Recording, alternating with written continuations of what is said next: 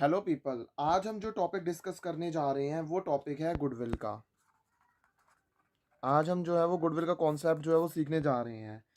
देखो, जो word goodwill है ना, बहुत इजी है इस वर्ड को डिस्क्राइब करना, बट बहुत डिफिकल्ट है इस वर्ड को डिफाइन करना कि गुडविल होती क्या है। अगर मान लो कोई भी बिजनेस है, बिजनेस जो है वो गुड रेपुटेशन जो है वो जो भी बिजनेस ने अर्न करी है वो किस वजह से जो है वो आ रही होगी। उसकी जो गुड रेपुटेशन है उसकी हार्ड वर्क की वजह से आ रही होगी, उसने जो है वो मेहनत करी होगी, और मैनेजमेंट की एफिशिएंसी की वजह से आ रही होगी। मैनेजमेंट की एफिशिएंसी की वजह से जो है वो, इन दो रीज़न की वजह से जो है वो क्या हो रही होगी, रेपुटेशन जो है वो अर्न करी होगी बिजनेस ने। जब बिजनेस जो है ना, जब हमारा बिजनेस है उसको अच्छा जो है वो, बिजनेस को जब अच्छा जो है वो नेम मिलता है, जब बिजनेस को अच्छा रेप्यूटेशन मिलता है, तो उस केस के अंदर उसकी सेल भी बढ़ती रहती है और प्रॉफिट भी बढ़ता है। ऑब्वियस ही बात है, वो तो बढ़ेगा ही बढ़ेगा सर। अगर बिजनेस है, उसका नाम होगा, उसकी रेपुटेशन होगी, तो उसकी जो है वो सेल भी बढ़ेगी, उसकी जो है वो प्रॉफिट्स भी बढ़ेंगे। इसी रेप्यूटेशन को जो है वो क्या कहा जाता है, इसी रेप्यूटेशन को जो है वो बोला जाता है गुडविल। इसी रेप्यूटेशन को क्या बोला जाता है, गुडविल जो है वो बोला जाता है। जो फ्यूचर होता है ना, अगर एक बिजनेस है, बिजनेस का फ्यूचर जो है वो किस बात पे डिपेंड होता है, इसी गुडविल पे डिपेंड होता है। अगर गुडविल अच्छी होगी तो फर्म जो बिजनेस जो है वो हमारा अच्छे से चल पाएगा। अगर रेपुटेशन ही नहीं है तो फिर कस्टमर हमारी तरफ कैसे अट्रैक्ट होंगे।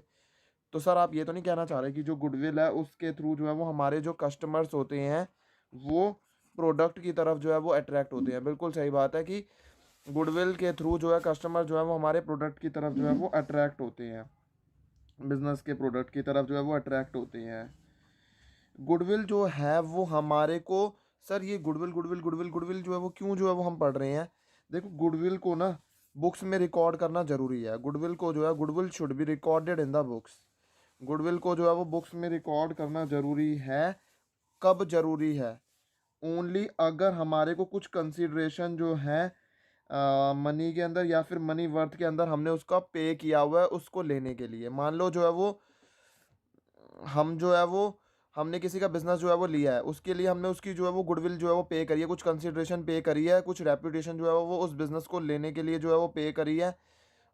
तो गुडविल जो है वो हम तभी रिकॉर्ड करेंगे अगर हमने कुछ कंसिडरेशन मनी के अंदर जो है वो पे करा है, या फिर मनी वर्थ के अंदर, मतलब मनी के इक्वलेंट अमाउंट।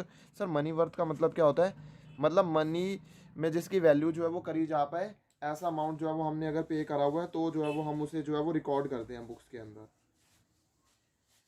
अगर जब भी एक बिजनेस जो है वो, उसको हम कोई एक सर्टेन प्राइस पर खरीदते हैं, वेदर वो प्राइस जो है वो, उसकी पेमेंट जो है वो हमने कैश के अंदर करी है, शेयर्स के अंदर करी है, या फिर किसी भी मोड के अंदर करी है, कैश के अंदर करी है, शेयर्स के अंदर करी है, या फिर अदरवाइज किसी और मोड के अंदर करी है, जो कि हमने जो है वो नेट एसेट से ज़्यादा पैसा जो है वो हमने एक्वायर्ड, नेट एसेट से ज़्यादा पैसा जो है वो लगाकर जो है वो एक्वायर्ड करी हुई है, उस केस के अंदर जो हमारा एक्सेस जो पैसा हमने दिया है ना उसे गुडविल कहते हैं। देखो, परचेज कंसिडरेशन जो हमने पे करी उसमें से हमारे नेट एसेट्स की वैल्यू कितनी थी, वो तो ऑब्वियस सी बात है, जितना हमने ज़्यादा पैसा पे किया है। देखो, बिजनेस के नेट एसेट इतने हैं, मतलब बिजनेस की वैल्यू इतनी है, ठीक है, बिजनेस के नेट एसेट, और हमने पैसा जो है वो मान लो 2 लाख रुपए दे दिया, और बिजनेस में 1.5 लाख रुपए की जो है वो नेट एसेट है, तो ये 50,000 जो फालतू दे दिया है ना, ये 50,000 क्या है? ये जो 50,000 है ना, ये गुडविल के नाम का है, ये गुडविल है। ये तो सब कुछ सही हो गया। अब हमारे को ना कुछ इंपॉर्टेंट डेफिनेशन जो है वो पढ़नी है गुडविल की। गुडविल की जो है वो हम सब इंपॉर्टेंट डेफिनेशन जो है वो पढ़ेंगे। देखो, गुडविल, प्रोफेसर डाइक्से ने जो है वो क्या कहा हुआ है, गुडविल जो है, जब भी एक मैन जो है ना गुडविल के लिए जो है वो पैसा पे करता है, जब भी एक मैन है वो गुडविल के लिए पे करता है, वो पे कर रहा है कुछ ऐसा जिसकी वजह से वो ऐसी पोजीशन में आ जाता है कि वो जो है वो अच्छा अर्न कर पाएगा, ठीक है। He would be able to do by his own unaided efforts, तो इसे बोला जाता है गुडविल। ये कौन से प्रोफेसर ने बोली है? डाइक्से ने बोली है। तो आपको यही वाली डेफिनेशन जो है वो याद करनी है कि जब भी एक पर्सन है वो पे करता है गुडविल के लिए, वो गुडविल के लिए नहीं पे कर रहा, वो किस चीज़ के लिए पे कर रहा है, कि वो पे कर रहा है समथिंग जिसकी वजह से उसकी पोजीशन जो है वो, मदद हो जाएगी उसको कि वो जो है वो ज़्यादा अर्न कर पाएगा अपने जो है वो बिजनेस के अंदर बिना एफर्ट्स लगाए, खुद के एफर्ट्स लगाए बिना जो है वो ज़्यादा जो है वो अर्न कर सकता है। वो क्या है? वो रेप्यूटेशन है जो है वो बिजनेस की, जिसकी वजह से वो जो है वो अर्न कर पा रहा है। ये डाइक्सन ने बोली है, ठीक है। ये डेफिनेशन जो है वो हमारे को जो है वो पेपर के लिए लर्न करके रखनी है कि जो है वो गुडविल की डेफिनेशन जो है वो क्या है। ये तो हो गया हमारे पास गुडविल की डेफिनेशन जो है वो हो गई। अब आ जाते हैं हमारे पास फैक्टर्स कौन कौन से होते हैं जो गुडविल के लिए जो है वो अराइज करते हैं, जो हमारे को गुडविल को राइज करते हैं कि गुडविल अराइज तो हो रही है, लेकिन कौन कौन से फैक्टर्स की वजह से जो है वो अराइज होती है। देखो हमने हमारे पास ना 12 पॉइंट्स हैं जो है वो, जो फैक्टर जो कि अफेक्ट कर देते हैं वैल्यू ऑफ गुडविल को। 12 पॉइंट्स हैं।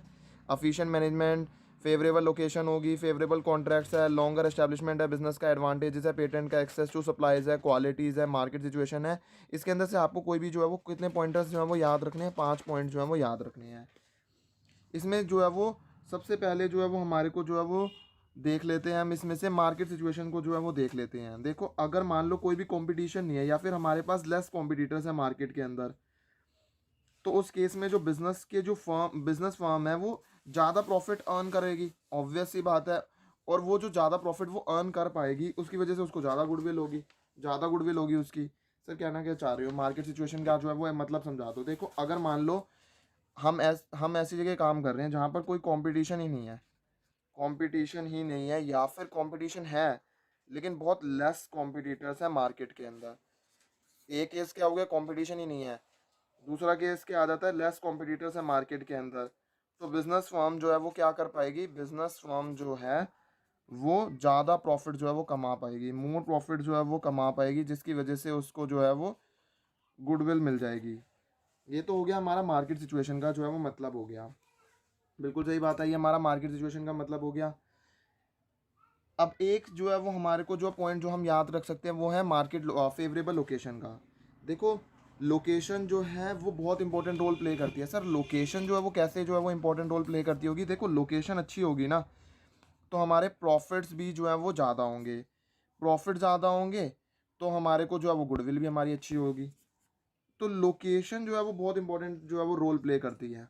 लोकेशन जो है वो अगर बिज़नेस की बहुत अच्छी है, गुड है, या फिर जो है बिज़नेस ऐसी जगह पे लोकेटेड है जहाँ पर कस्टमर का तो जो है रोज़ का आना जाना है, यहाँ पर तो कस्टमर आता जाता रहता है। मान लो ये 3-4 कस्टमर्स हैं यहाँ पर, तो कस्टमर्स आते जाते ही रहते हैं, तो यहाँ पर गुडविल ऑब्वियस सी बात है।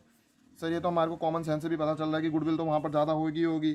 क्यों? क्योंकि कस्टमर वहाँ पर बार बार आता रहता है, तो जो है वो कस्टमर जो है वो देखेगा ही कि हमारे जो है फॉर्म के अंदर एंड हमारे बिजनेस के अंदर हमारे प्रोडक्ट्स खरीदेगा और हमारी गुडविल जो है वो ज़्यादा डेवलप होगी होगी। तो एक हो गया हमने लोकेशन पढ़ लिया, एक हमने मार्केट सिचुएशन पढ़ लिया। एक जो पॉइंट जो हम याद कर रख सकते हैं वो रख सकते हैं कि हमारी जो है वो एक हम जो है वो क्या याद रख सकते हैं, जैसे कि इसके अंदर हाँ क्वालिटी जो है वो याद रख सकते हैं। अगर फर्म जो है वो गुड रेपुटेशन एंजॉय कर रही है क्वालिटी ऑफ प्रोडक्ट की वजह से, तो वो जो जो प्रोडक्ट्स हैं वो रीडली मार्केट के अंदर हम जो है वो उन्हें बेच पाएंगे। एंड ये ऑब्वियस सी बात है कि जो है वो उसकी वजह से क्या होगी? हमारी जो है वो गुडविल होगी वो, और हमारी गुडविल जो है वो ज़्यादा होगी। तो क्वालिटी आप अच्छी रखो, आपकी गुडविल जो है वो क्रिएट होगी होगी मार्केट के अंदर। लोग कहेंगे वाह यार हम तो इसी की शॉप पे जाएंगे, इसकी शॉप पर जो है वो जाने का फ़ायदा क्या है? इसकी शॉप पर जो है ना अच्छे अच्छे प्रोडक्ट्स मिलते हैं, और जो है वो और यहाँ पर जो है ना वैल्यू ऑफ गुडविल जो है वो तो इट टेंड्स की जो है हमारी वैल्यू ऑफ गुडविल जो है वो ज़्यादा होगी होगी। 3 पॉइंट हमने जो है वो याद रख लिए। एक पॉइंट हम जो है वो याद रख सकते हैं वो है नेचर ऑफ बिजनेस। देखो गुडविल जो है ना फर्म की वो किस बात पे डिपेंड करती है? नेचर ऑफ बिजनेस पर भी डिपेंड करती है। अगर बिजनेस फर्म जो है वो हाई क्वालिटी गुड्स कस्टमर्स को प्रोवाइड कर रहा है ना, तो वो ज़्यादा प्रॉफिट्स कमा पाएगा और ज़्यादा गुडविल उसकी होगी। ये तो सर हमने पढ़ ही लिया नेचर ऑफ बिजनेस के अंदर की जो है वो क्वालिटी ज़्यादा, तो जो है वो हमारे प्रॉफिट्स भी ज़्यादा, और हमारी प्रॉफिट ज़्यादा तो हमारी गुडविल भी ज़्यादा। तो एक नेचर ऑफ बिजनेस भी हमने पढ़ लिया। एक जो हम जो है एक जो है वो हमारे को जो हम याद रख सकते हैं वो आ जाता है risk associated with the business के अंदर। Sir risk associated with the business का मतलब क्या है? देखो risk associated with the business का मतलब है अगर जो बिजनेस है वो नॉर्मल से ज़्यादा रिस्क बियर कर रहा है, तो उसकी कोई वैल्यू जो है वो बनेगी। देखो जितनी ज़्यादा जो है वो रिस्क जो है वो बियर कर रहा होगा उतनी ज़्यादा जो है वो गुडविल होगी उसकी। तो सर हमने जो है वो कौन कौन से 5 पॉइंट पढ़ लिए। देखो 5 पॉइंट जो है वो जो जो फैक्टर जो अफेक्ट करते हैं वैल्यू ऑफ गुडविल को, वो हमने 5 पॉइंट्स पढ़ लिए हैं। Number 1 is favourable location, number 2 is quality, number 3 is market situation, number 4th is risk associated with business, and number 5th is nature of business. Nature of business. तो हमने जो है वो 5 पॉइंट जो है वो पढ़ लिए हैं।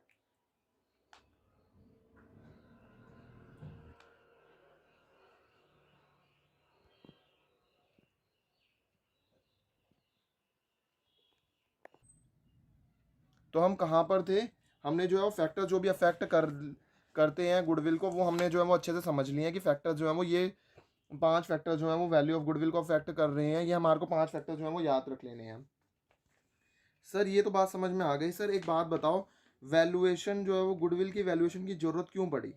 कब कब हमारे को जो है वो ज़रूरत पड़ती है कि गुडविल को वैल्यू करो? देखो, एक बात आप हमेशा जो है वो दिमाग में ना कॉन्सेप्ट जो है वो क्लियर रखना। अगला जो कॉन्सेप्ट हम पढ़ने जा रहे हैं ना, वो आ जाता है need for goodwill valuation. Need for goodwill valuation का मतलब है गुडविल की वैल्यूएशन की जरूरत क्यों कब पड़ी और क्यों पड़ी। देखो, गुडविल की वैल्यूएशन की जरूरत तब पड़ती है जब हम बिजनेस को जो है ना सेल ऑफ कर रहे हैं ना, तो हमारे को गुडविल के वैल्यूएशन की जरूरत पड़ती है। सर ऑब्वियस सी बात है, जब हम गुडविल को बेचेंगे तो हमारे को जो है वो गुडविल को वैल्यू करना पड़ेगा कि कितने की हमारी कितनी गुडविल की वैल्यू है। अगर हम गुडविल की वैल्यू नहीं कर पाएंगे तो हम जो है वो गुडविल का प्राइस कैसे बता पाएंगे कि जो है वो कितने जो है वो हम हमारी गुडविल है कितने की और हम कितना चार्ज करें कंसिडरेशन। देखो, जब भी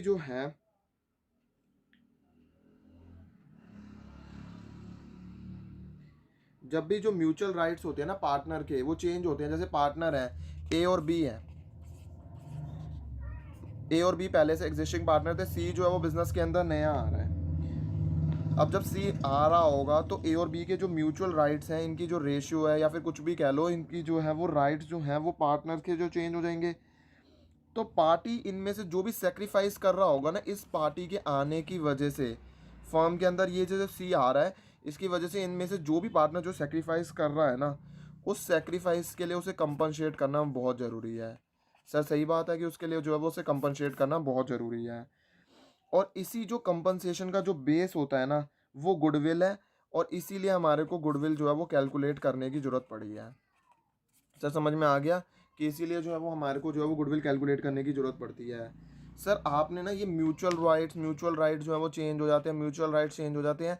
सर ये म्यूचुअल राइट है क्या? देखो, म्यूचुअल राइट्स जो होते हैं ना, म्यूचुअल राइट्स का मतलब है कि देखो 6 सिचुएशन आ जाती है जहाँ पर जो है ना म्यूचुअल राइट्स जो है वो चेंज हो जाते हैं। देखो आओ मेरे साथ जो है वो इसके नोट्स लिख लो पहले, मैं उसको जो है वो बाद में आपको समझा देता हूँ म्यूचुअल राइट्स कब कब चेंज होते हैं। जब जो है वो चेंज हो जाती है profit sharing ratio among the existing partners.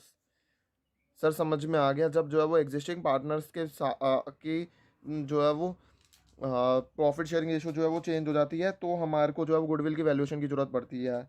और कब पड़ती है? At the time of admission. अगर मान लो नया पार्टनर जो है वो एडमिटेड हो रहा है, तब भी हमारे को जो है वो गुडविल की वैल्यूएशन की ज़रूरत पड़ती है। At the time of retirement of partner, देखो पार्टनर रिटायर हो रहा है, तब भी हमारे को जो है वो ज़रूरत पड़ेगी कि गुडविल को वैल्यू करो यार। देखो कोई पार्टनर जो है वो निकल के जा रहा है, ठीक है, देखो कि कौन सा पार्टनर जो है वो सेक्रीफाइस कर रहा है और उसको कंपनसेट करना बहुत ज़रूरी है। बिल्कुल सही बात है। डेथ के टाइम पर जो है वो चाहिए होती है, एंड अमलगमेशन के टाइम पर जो है वो गुडविल को वैल्यू करना पड़ता है। एंड जब हमारी पार्टनरशिप बिजनेस जो है वो हमने बेच दिया है ना, तब हमारे को जो है वो ज़रूरत होती है कि हम जो है वो क्या करें, वैल्यूएशन करें गुडविल की। ये हो गए हमारे 6 सर्कमस्टांसेस जहाँ पर हमारे को जो है वो गुडविल का वैल्यूएशन करना पड़ता है। सर गुडविल का वैल्यूएशन जो है वो करना पड़ता है। सर हम गुडविल का वैल्यूएशन जो है वो करना सीखेंगे। हाँ, हम गुडविल का वैल्यूएशन करना जो है वो अगली क्लास अब हमें जो है वो गुडविल का वैल्यूएशन जो है वो हम सीखेंगे। गुडविल का वैल्यूएशन जो है वो कौन सी कितने टाइप से होता है? देखो, गुडविल का वैल्यूएशन जो है ना, मेथड जो है वो कितने टाइप के मेथड होते हैं गुडविल के वैल्यूएशन के? 3 टाइप के मेथड होते हैं, average profit method, super profit method and capitalisation method. ये 3 टाइप के मेथड्स होते हैं जिसके थ्रू जो है वो हम जो है वो गुडविल को जो है वो वैल्यू करते हैं।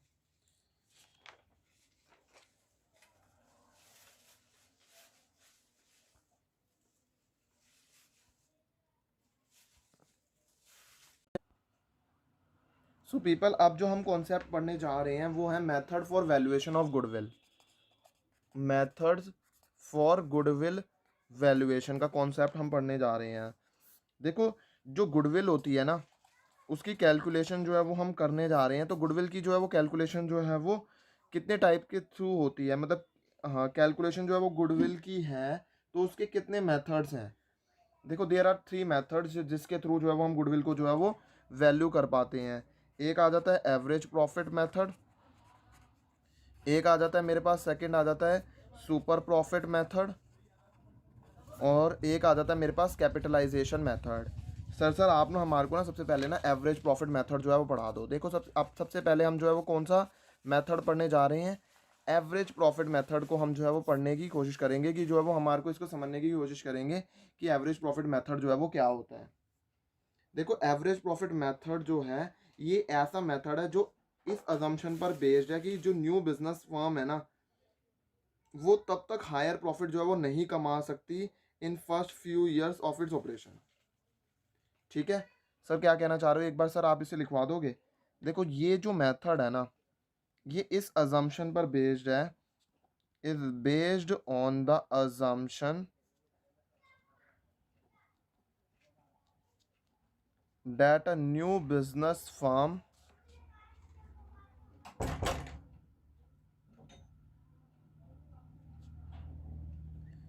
will not be able to earn the higher profits in the first few year of its operation।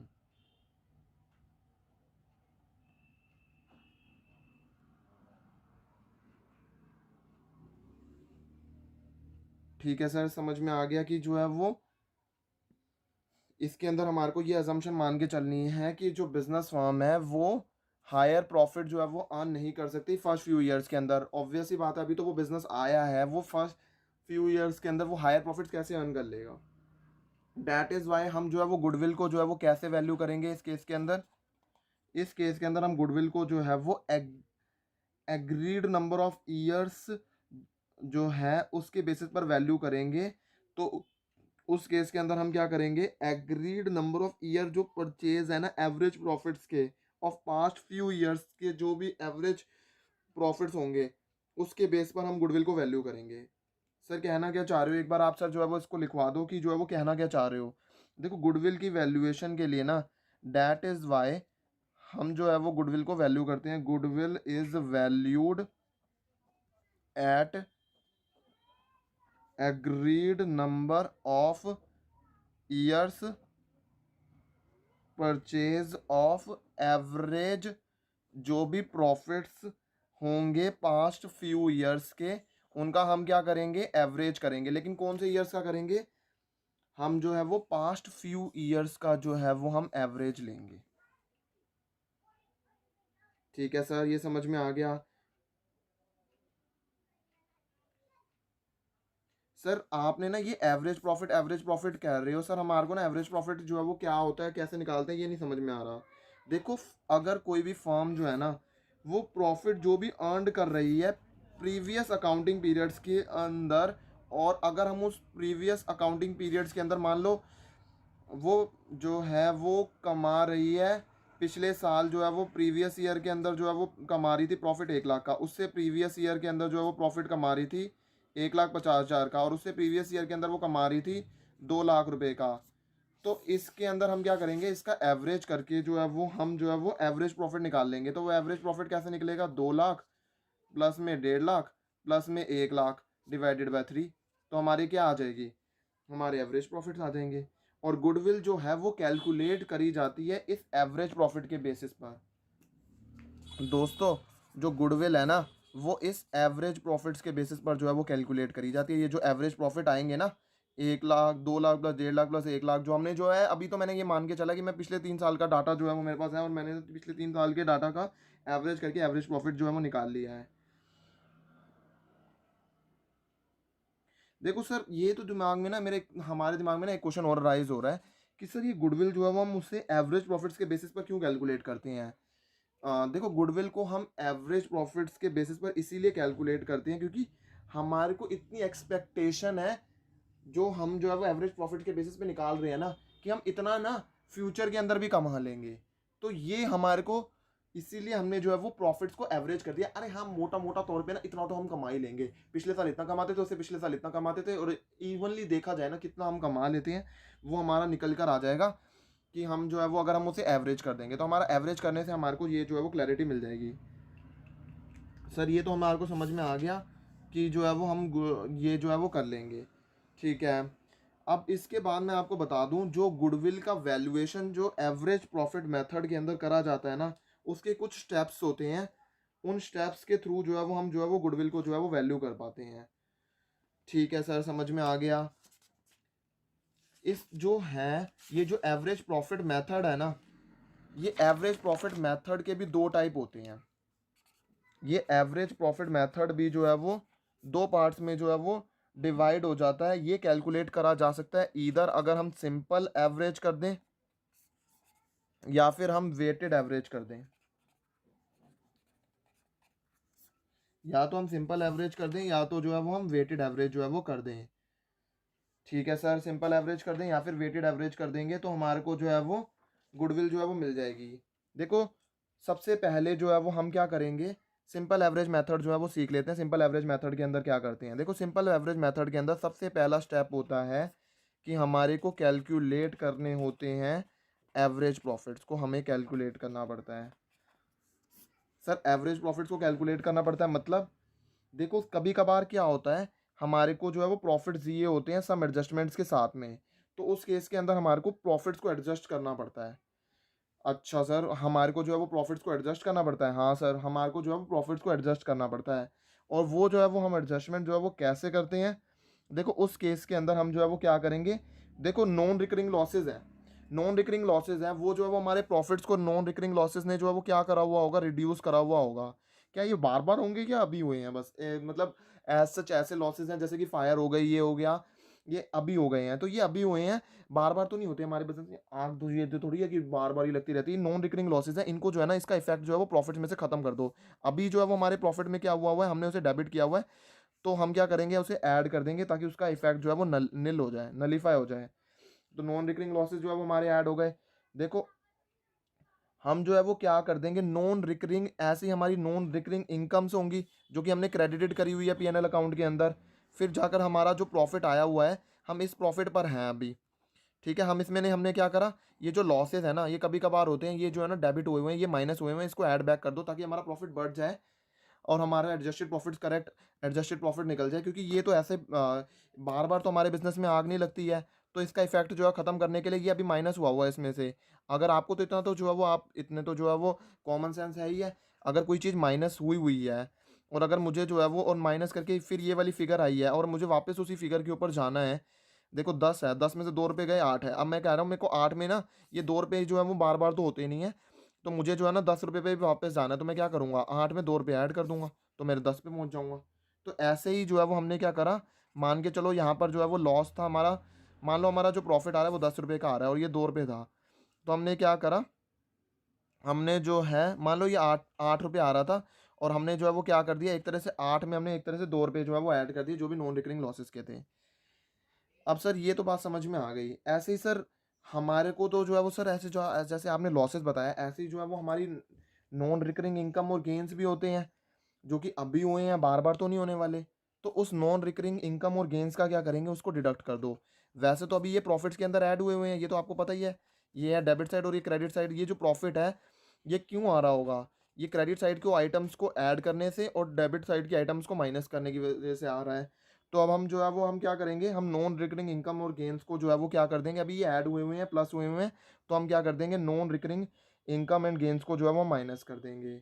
ठीक है sir, non recurring income and gains को हमने माइनस कर दिया।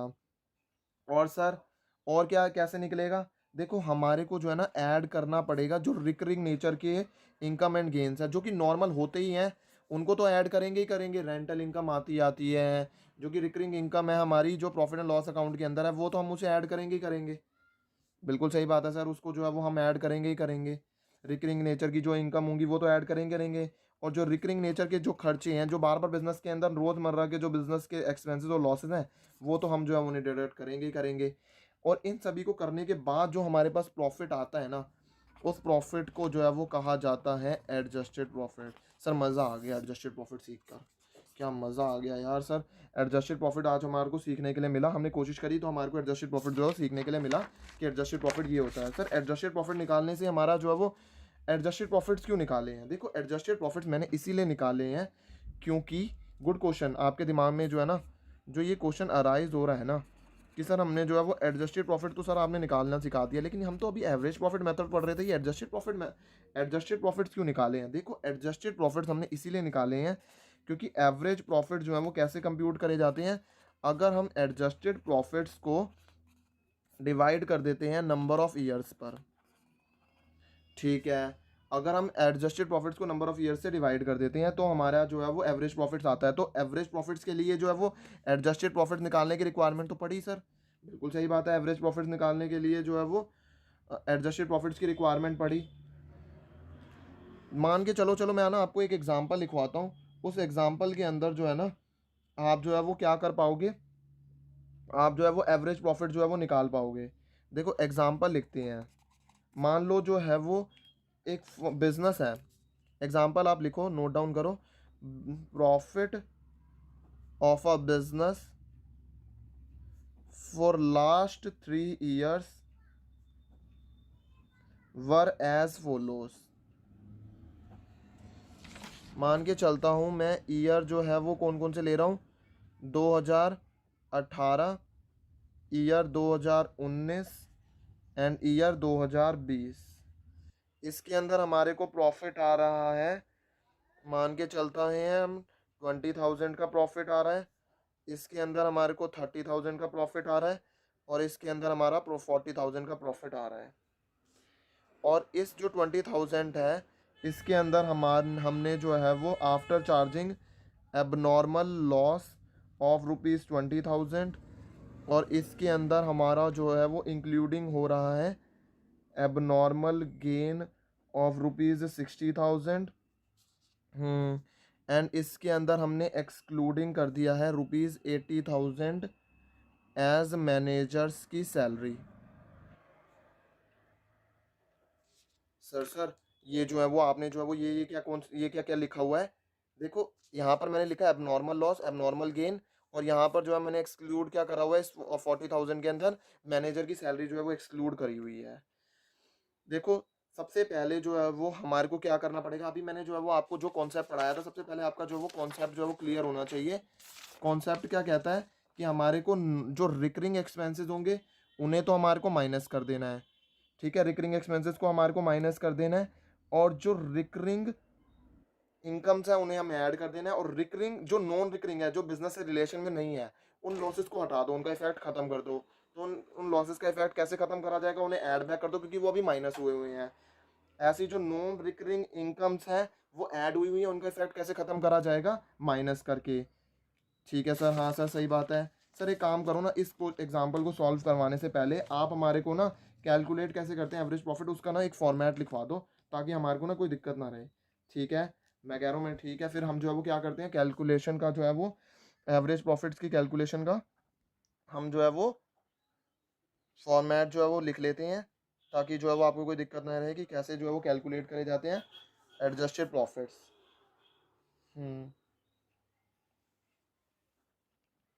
Profits are given by profits are given by examiner of last some years with some adjustments.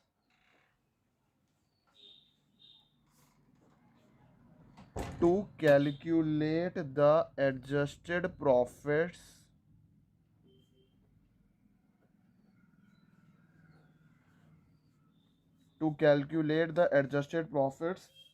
मैं चाहता हूँ, मैं तो अभी लिखवा रहा हूँ लेकिन मैंने आपको समझाया हुआ, तो आपको खुद पता होना चाहिए कि क्या क्या हम करेंगे।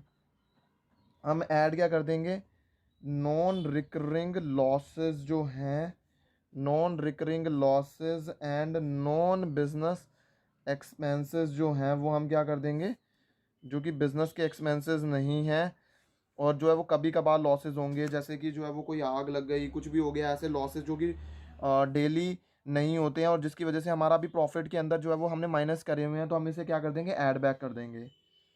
लेकिन सर हम क्या करेंगे, जो रिकरिंग एक्सपेंसेस होते हैं ना उन्हें तो हम डिडक्ट करेंगे, डिडक्ट कर देंगे recurring expenses and losses. Recurring का मतलब क्या होता है सर, रिकरिंग रिकरिंग वर्ड जो है वो यहाँ पर आ रहा है। रिकरिंग का मतलब है जो कि होते रहते हैं और नॉन रिकरिंग का मतलब है जो कभी कभार होते हैं। तो रिकरिंग और नॉन रिकरिंग का मतलब क्लियर हो गया। हाँ सर, रिकरिंग और नॉन रिकरिंग का मतलब ना क्लियर हो गया कि तो कहाँ पर थे हमने, जो है वो क्या कर दिया था हमने, नॉन रिकरिंग लॉसेस जो है वो हमने ऐड कर दिए थे और और रिकरिंग एक्सपेंसेस जो है वो हम डिडक्ट कर देते हैं। उसके बाद हम जो है वो क्या करेंगे, उसके बाद जो है वो हमें क्या करना है, उसके बाद हमारे को ऐड करना है जो भी रिकरिंग इनकम्स होंगी, जो कि हमारी नॉर्मल बिजनेस की इनकम्स होती हैं और गेन्स है, वो तो हम ऐड करेंगे ही करेंगे प्रॉफिट के अंदर। और जो हमारे non recurring non recurring incomes and gains होंगे उन्हें हम क्या कर देंगे, डिडक्ट कर देंगे, क्योंकि वो जो है वो कभी कभार होते हैं, अभी वो प्रॉफिट के अंदर ऐड हुए हुए हैं। तो उसे उसका इफेक्ट खत्म करने के लिए कोई भी चीज़ है वो प्लस हुई हुई है, उसका इफेक्ट अगर हमारे को ख़त्म करना है तो हम कैसे करेंगे, उसमें से वो माइनस कर दो। इसका तो मैंने अभी आपको एग्जाम्पल भी दिया था। मान के चलो जो है वो हमारे जो प्रॉफिट आ रहे हैं 2 रुपये 10 रुपये के आ रहे हैं और हमारी जो नॉन रिकरिंग इनकम्स थी वो 2 रुपये की हमने जो है वो क्या करी हुई थी, ऐड करी हुई थी। अब ये जो 10 रुपये आ रहे हैं और मान लो हमारा प्रॉफिट पहले था 12 रुपये का, 12 + 2 और 2 रुपये के हमारे कुछ खर्चे थे, तो हमारा आ गया कितना, 12 + 14 और एक्सपेंसेस मान के चलो 4 के, तो हमारा 10 रुपये का प्रॉफिट आ रहा था। अगर मेरे को जो है वो इसका इफेक्ट ख़त्म करना है तो मैं क्या करूँगा, 10 रुपये में 2 रुपये ऐड कर 10 रुपये में जो है वो 2 रुपये माइनस कर दूंगा, 8 रुपये क्यों जो है वो कर दूंगा। तो हमारे को जो है वो क्या करना है, हम जो है वो एक तरह से हमने जो है वो नॉन रिकरिंग जो है वो इनकम्स एंड गेन्स जो है वो हमने जो है वो क्या कर देने हैं, डिडक्ट कर देने हैं। ठीक है सर, ये तो समझ में आ गया, हमारे को एवरेज प्रॉफिट जो है वो कैलकुलेट करना आ गया। सर आपने जो है वो एग्जांपल दिया था ना, अब हम वो खुद सॉल्व कर पाएंगे। ठीक है, आज हम जो है वो इस एग्जांपल को जो है वो सॉल्व कर लेते हैं।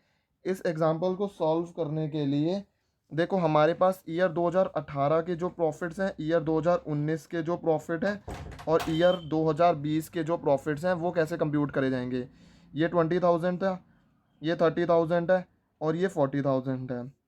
इसके अंदर एबनॉर्मल लॉस का इफेक्ट जो है वो एडजस्ट हुआ हुआ है, इसके अंदर एबनॉर्मल लॉस का इफेक्ट जो है वो एडजस्ट हुआ हुआ है। मतलब ये जो प्रॉफिट आ रहे हैं इसमें से एबनॉर्मल लॉस जो है, लॉस बाय फायर, ये सारी चीज़ें माइनस हुई हुई हैं, जो कि होनी नहीं चाहिए। क्योंकि हमारे को तो जो है वो निकालना है मोटा मोटा हम कितना कमा लेते हैं, ये तो एक साल में हो गया। अब ये तो थोड़ी बार बार होता है ऐसा, हर साल आग लगती है, तो कभी कभार एक्स्ट्रा ऑर्डिनरी जो है वो सिचुएशन अराइज हो गई, तो इसका इफेक्ट खत्म करेंगे कैसे, इसमें जो है वो 20,000 का एबनॉर्मल लॉस जो है वो ऐड कर देंगे। ठीक है, यहाँ पर हमारा एबनॉर्मल गेन हो रहा था, उसका इफेक्ट ख़त्म करने के लिए ये हमारे प्रॉफिट के अंदर ऐड हुआ हुआ है, तो इसका इफेक्ट अब यहाँ पर ना आप एक काम करो, यहाँ पर 80,000 ले लो प्रॉफिट। ठीक है सर, और यहाँ पर आप ले लो 1,40,000 का प्रॉफिट है। एक मैंने क्वेश्चन को मॉडिफाई करा, यहाँ पे 1,40,000, यहाँ पर 80,000 और यहाँ पे 20,000 है। अब ये जो 1,40,000 है इसके अंदर से हमारा मैनेजर की सैलरी क्या है, मैनेजर की सैलरी नॉन रिकरिंग है या रिकरिंग है, रिकरिंग नेचर का खर्चा है यार, ये तो जो है वो मैनेजर जो है वो हमने ऑर्गेनाइजेशन के अंदर रखा हुआ है, उसको जो है वो सैलरी तो देनी पड़ेगी पड़ेगी। तो ये जो 1,40,000 है ना, इसमें से हम 80,000 को माइनस कर देंगे। तो पहले केस के अंदर हमारा प्रॉफिट कितना आ गया, 40,000। दूसरे केस के अंदर हमारा प्रॉफिट कितना आ गया, 20,000 एडजस्टेड प्रॉफिट। और तीसरे केस के अंदर हमारा कितना आ गया, 1,40,000 माइनस 80,000 मतलब 60,000 जो है वो हमारा प्रॉफिट आ गया। और हमारा जो टोटल प्रॉफिट है वो कितना आ गया, 60 + 4 1,20,000 जो है वो हमारा प्रॉफिट आ गया। ये जो हमारा 1,20,000 प्रॉफिट आया है, हम सर एवरेज प्रॉफिट कैसे निकाल पाएंगे, एडजस्टेड एवरेज प्रॉफिट निकालने के लिए हमारे को क्या करना पड़ेगा, 1,20,000 और हमारे कितने साल हैं, 1, 2 एंड 3, तो 3 से डिवाइड कर देंगे, 3 4 12, 40,000 आ गया हमारा एडजस्टेड एवरेज प्रॉफिट। तो हमने एडजस्टेड एवरेज प्रॉफिट जो है वो निकालना सीख लिया। सर ये एडजस्टेड एवरेज प्रॉफिट निकाल के हमने क्या उखाड़ लिया, हमारे को तो जो है वो गुडविल निकालनी थी। गुडविल की कैलकुलेशन के लिए हमारे को जो है वो क्या करना पड़ेगा, हमारे को स्टेप नंबर 3 जो है वो फॉलो करना पड़ेगा। स्टेप नंबर 3 के अंदर जो है वो कैसे हमारी क्या निकलेगी, गुडविल जो है वो कैलकुलेट होगी। देखो हमारे को एक बार हमने जो है वो एडजस्टेड एवरेज प्रॉफिट जो है वो निकाल लिए, उसके बाद हम गुडविल को जो है वो कैसे कैलकुलेट करेंगे। हमारे जो एडजस्टेड एवरेज प्रॉफिट्स हैं ना, एडजस्टेड एवरेज प्रॉफिट्स हैं, उसको हम मल्टीप्लाई कर देंगे नंबर ऑफ ईयर्स परचेज से, तो हमारे पास जो है वो क्या आ जाएगी, हमारी गुडविल जो है वो आ जाएगी। ठीक है सर, हमारे जो है वो एडजस्टेड एवरेज प्रॉफिट्स को नंबर्स ऑफ ईयर्स परचेज से जो है वो अगर हम मल्टीप्लाई कर देंगे तो हमारी जो है वो क्या आ जाएगी, हमारे जो है वो एडजस्टेड प्रॉफिट जो है वो हमारी गुडविल जो है वो कंप्यूट हो जाएगी।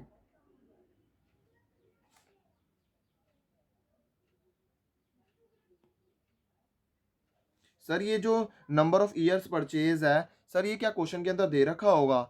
हाँ ये नंबर ऑफ ईयर परचेज जो है वो क्वेश्चन के अंदर दे रखा होगा। सर आप जो है वो एक थोड़ा सा एग्जांपल देना कि सच कैसा एग्जांपल होगा, या कैसा जो है वो क्वेश्चन की फ्रेमिंग क्या होगी, एग्जामिनर जो है वो कैसे क्वेश्चन फ्रेम करके देगा।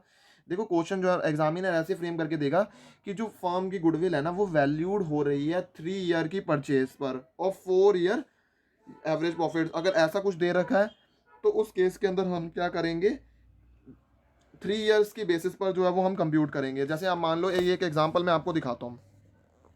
जैसे इस एग्जांपल के अंदर गुडविल जो है फर्म की वैल्यूड हो रही है 3 years purchase of 4 year average profits, 3 year purchase of 4 year average profits.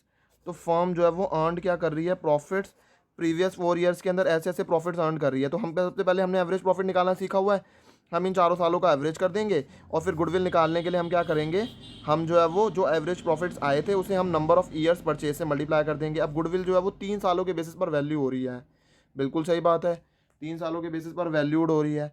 तो 3 सालों के बेसिस पर वैल्यूड हो रही है तो हम क्या करेंगे, एवरेज प्रॉफिट्स को मल्टीप्लाई कर देंगे नंबर ऑफ ईयर्स परचेज से, और हम जो है वो 15,000 मेरा एवरेज प्रॉफिट्स था, उसे मैं 3 ईयर से मल्टीप्लाई कर दूंगा और हमारा जो है वो गुडविल जो है वो कंप्यूट हो जाएगी। सर समझ में आ गया ये तो, कि ये जो क्वेश्चन के अंदर ही दे रखा होगा ये जो नंबर ऑफ ईयर्स परचेज है। तो हमने जो है वो क्या करना सीख लिया, हमने जो है वो नॉर्मल बिजनेस प्रॉफिट जो है वो निकालना सीख लिया, कैसे निकाले जाते हैं, हमने एवरेज प्रॉफिट निकालना सीख लिया, और नंबर ऑफ ईयर्स परचेज जो है वो हमने निकालना सीख लिया। Sir number of years purchase का मतलब क्या था, नंबर ऑफ ईयर्स परचेज का मतलब है कि मतलब फर्म जो है वो कितने सालों तक वो प्रॉफिट जो है वो लाइकली है कि वो अर्न कर पाएगी, बिकॉज जो उसने एफर्ट जो है वो पास्ट के अंदर जो है वो करे हुए हैं। और ये जो है वो हम यूज़ करते हैं गुडविल की वैल्यूएशन के अंदर। नंबर ऑफ ईयर्स परचेज का मतलब है ईयर्स जिसके लिए फर्म जो है वो लाइकली है कि वो इतना प्रॉफिट जो है वो अर्न कर लेगी, क्योंकि उसने एफर्ट जो है वो पास्ट के अंदर जो है वो करे हुए हैं।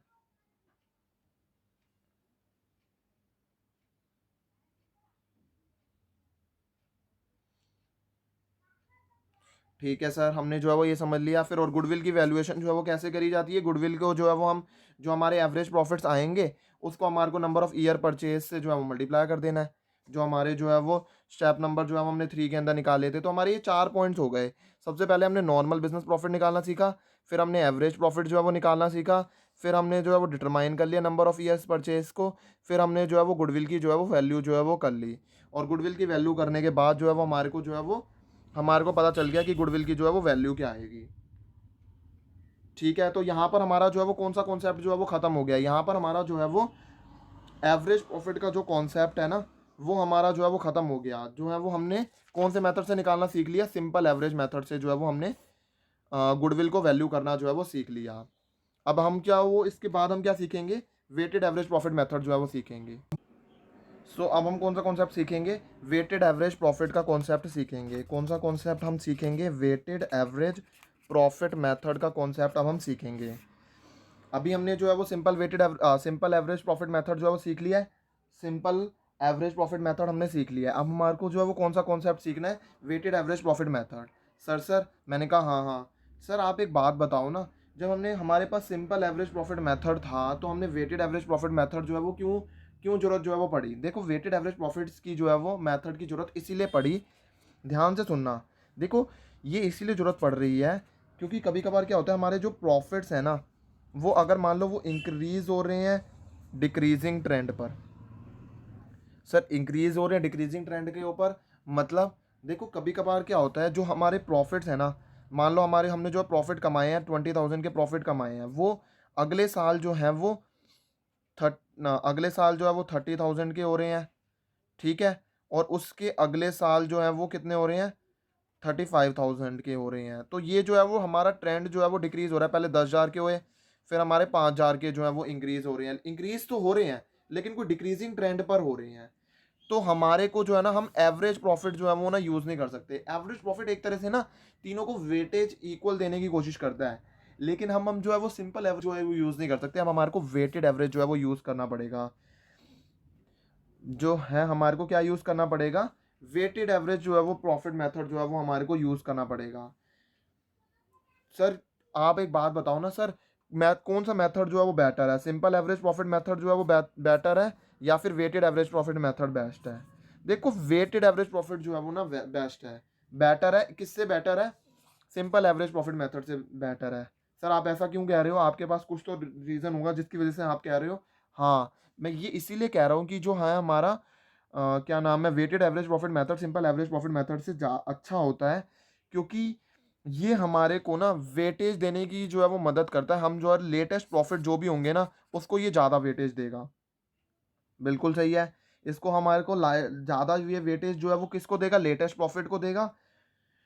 और ये ही लेटेस्ट प्रॉफिट जो है वो हमारे लिए करंट बेस है ना। देखो मैं ना जब अभी बढ़ा रहा हूँ ना, कई बच्चों के दिमाग में तो राइज भी हो गई हुई है बात, सर ये जो लेटेस्ट प्रॉफिट है ना, ये सही बेस दिखा रहा है कि जो है वो हमारे को प्रॉफिट्स एक्चुअली में आगे होने कितने वाले हैं। क्योंकि अभी हमारे को सिचुएशन जो है ना पता चलती जा रही है कि हमारे प्रॉफिट्स तो बढ़ रहे हैं, लेकिन ये प्रॉफिट का जो जो ये बढ़ रहा है ना, इसके पीछे जो है वो कुछ जो है वो क्या है, हमारे को इसके पीछे का पर्दा उठा के देखना पड़ेगा कि क्या चल रहा है। तो हमारे को जो है ना इस प्रॉफिट को ज़्यादा वेटेज देनी चाहिए, ना कि पिछले वाले सालों को 20,000 और 30,000 को। तो हमारे को लेटेस्ट प्रॉफिट को ज़्यादा वेटेज देनी चाहिए। मैंने कहा हाँ हाँ समझ गया। हम्म, ये कब एप्लीकेबल है, ये कब एप्लीकेबल होता है, ये तब एप्लीकेबल होता है जब हमारा प्रॉफिट जो है वो या तो राइजिंग ट्रेंड शो कर रहा है, या तो हमारा प्रॉफिट जो है वो फॉलिंग ट्रेंड शो कर रहा है। दोनों ही केसेस के अंदर हमारे को क्या करना चाहिए, लेटेस्ट प्रॉफिट को ज़्यादा वेटेज देंगे और इन प्रॉफिट्स को जो है वो मतलब पीछे वाले प्रॉफिट्स को हम कम वेटेज देंगे। ठीक है सर, समझ में आ गया। इसके लिए हम कैसे कैलकुलेट करेंगे वेटेड एवरेज प्रॉफिट मेथड के लिए, इसके लिए ना 3 सिंपल स्टेप्स होते हैं जिसके थ्रू जो है वो हम जो है वो इसको कंप्यूट करते हैं। सर कैसे जो है वो कंप्यूट करते हैं, सर कौन से वो 3 स्टेप्स होते हैं, पहले सर आप हमारे को समझा दो, फिर आप इसके ना हमारे को नोट्स लिखवा देना। देखो सबसे पहला स्टेप आ जाता है, हम जो है मल्टीप्लाई कर देंगे हर साल के जो भी प्रॉफिट्स होंगे ना उसको। जैसे मान लो ये जो 20,000 है, ये 30,000 है और ये 35,000 है, इसे हम मल्टीप्लाई कर देंगे वेट से। मान के चलो मैं इसको जो है वो वेट 1 दे रहा हूँ, इसको मैं वेट 2 दे देता हूँ और इसको मैं वेट 3 दे देता हूँ, ठीक है। और हमारे को वैल्यू निकालने के लिए इसको इससे मल्टीप्लाई करना पड़ेगा 20,000, 30,000 इंटू में 2 कितना हो गया, 60,000। सर हमारे को भी पता है निकालना, हमारे को भी आता है। एंड 35,000 इंटू में 3 जो है वो कितना आ गया, 1,05,000 जो है वो आ गया। अब हम जो है वो इसका टोटल कर लेंगे 1,05,000 का, और ये 6 7 8, 1,85,000 आ गया हमारा। ये 1,85,000 क्या आ गया, ये हमारी जो है वो टोटल वैल्यू आ गई प्रोडक्ट की। ये टोटल वैल्यू निकालने के बाद हम जो है वो क्या कैलकुलेट करेंगे, स्टेप नंबर 2 के अंदर हम जो है वो वेटेड एवरेज प्रॉफिट जो है वो कंप्यूट करेंगे। सर वेटेड एवरेज प्रॉफिट जो है वो कैसे कंप्यूट करा जाता है, देखो वेटेड एवरेज प्रॉफिट्स के लिए हम क्या करेंगे, 1,85,000 को ना टोटल वेट से डिवाइड कर देंगे। सर टोटल वेट कैसे निकलेगा, 3, ये जो है ये हमने वेट दिए हैं इन सालों को, ईयर 1 2 3, ये लेटेस्ट ईयर है, ठीक है। हमने जो है वो क्या करा, इसको जो है वो ये मान लो ये 2020 है, ये 2019 है और ये 2018 है। तो हमने जो है वो करंट लेटेस्ट ईयर को जो है वो ज़्यादा से ज़्यादा वेट दिया है, और हमारा जो टोटल प्रॉफिट टोटल वेट कितना आ गया, 6 आ गया। तो 1,85,000 को हम 6 से डिवाइड कर देंगे। और स्टेप नंबर 3 के अंदर ये तो सिंपल और जो है वो पिछले स्टेप जैसा ही है, इसके अंदर हम जो है वो कैलकुलेट कैसे करते हैं गुडविल को, हम जो है वो वेटेड एवरेज प्रॉफिट्स को जो है वो मल्टीप्लाई कर देंगे किससे, average number of years purchase जो भी है उससे हम मल्टीप्लाई कर देंगे। तो हमारा जो है वो क्या निकल कर आ जाएगा, वेटेड एवरेज प्रॉफिट जो हमारी गुडविल जो है वो निकल कर आ जाएगी।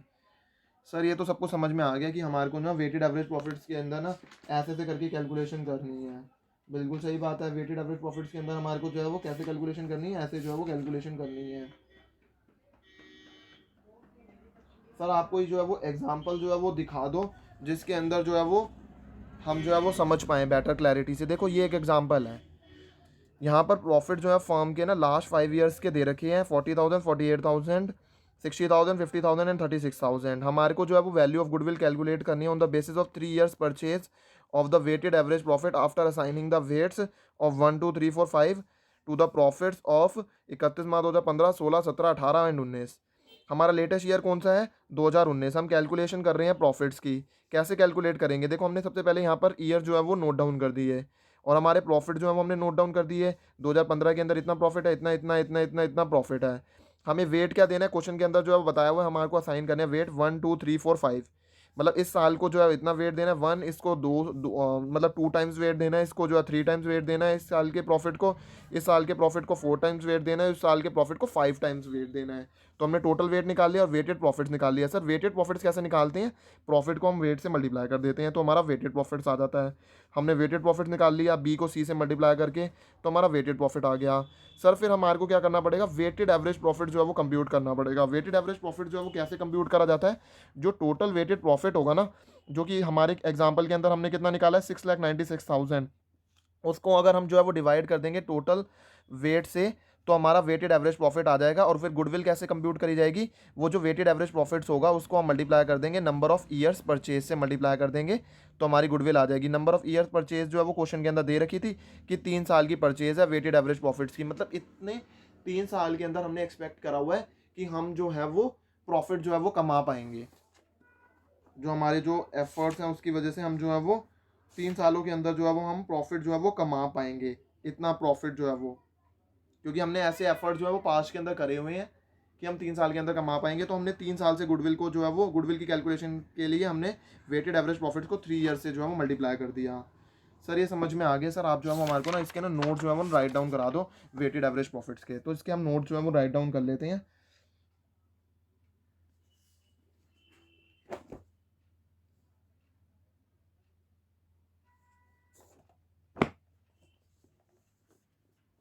It is a method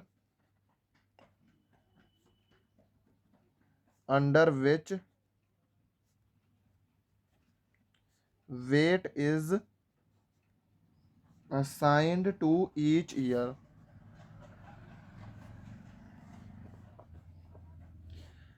Normal business profit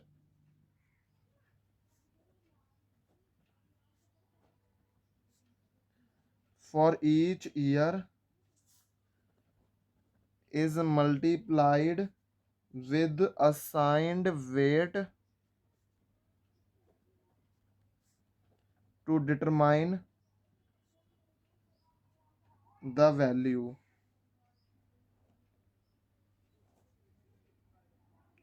That is weighted profit.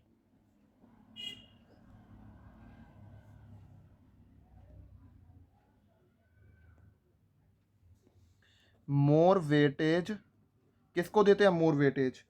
More weightage जो है वो हम असाइंड कर देते हैं जो प्रॉफिट्स होंगे रीसेंट ईयर के, to the profit of recent year as it indicates the most likely profits in future। बिल्कुल सही बात है, क्योंकि ये ज़्यादा ट्रू पिक्चर दिखाएगा कि कितने हमें प्रॉफिट जो है वो हम कमा सकते हैं, लाइकली है ज़्यादा। तो इसीलिए जो है ये बेटर बेस भी माना जाता है सिंपल एवरेज प्रॉफिट मेथड के हिसाब से। बिल्कुल सही है। हमारे जो है वो कितने स्टेप्स होते हैं? 3 स्टेप्स होते हैं। सबसे पहला स्टेप जो है वो क्या कर हमें कंप्यूट कर क्या से करना है? सबसे पहले हम मल्टीप्लाई कर देते हैं ईच ईयर के जो भी प्रॉफिट्स होंगे ना, उसको हम मल्टीप्लाई कर देंगे with respective number of weights, that is 1, 2, 3 etcetera, in order to find the value of total products। Step number 2 जो है वो हमें क्या करना है? स्टेप नंबर 2 के अंदर हम क्या करते हैं? कैलकुलेट कर देते हैं वेटेड एवरेज नॉर्मल प्रॉफिट्स, वो कैसे हम कंप्यूट करेंगे? That is weighted profit. ये कैसे कंप्यूट करेंगे? हम जो है वो वेटेड एवरेज प्रॉफिट्स जो है वो कैसे कंप्यूट करते हैं? टोटल ऑफ वेटेड प्रॉफिट्स को हम डिवाइड कर देते हैं टोटल ऑफ वेट से, फिर हमारा जो है वो वेटेड एवरेज प्रॉफिट आ जाता है। एंड देन हमारा अगला स्टेप जो है वो क्या रहता है, जो कि लास्ट स्टेप भी है, वो हमारा आ जाता है कैलकुलेट करने का गुडविल को। गुडविल जो है वो कैसे कैलकुलेट करी जाती है?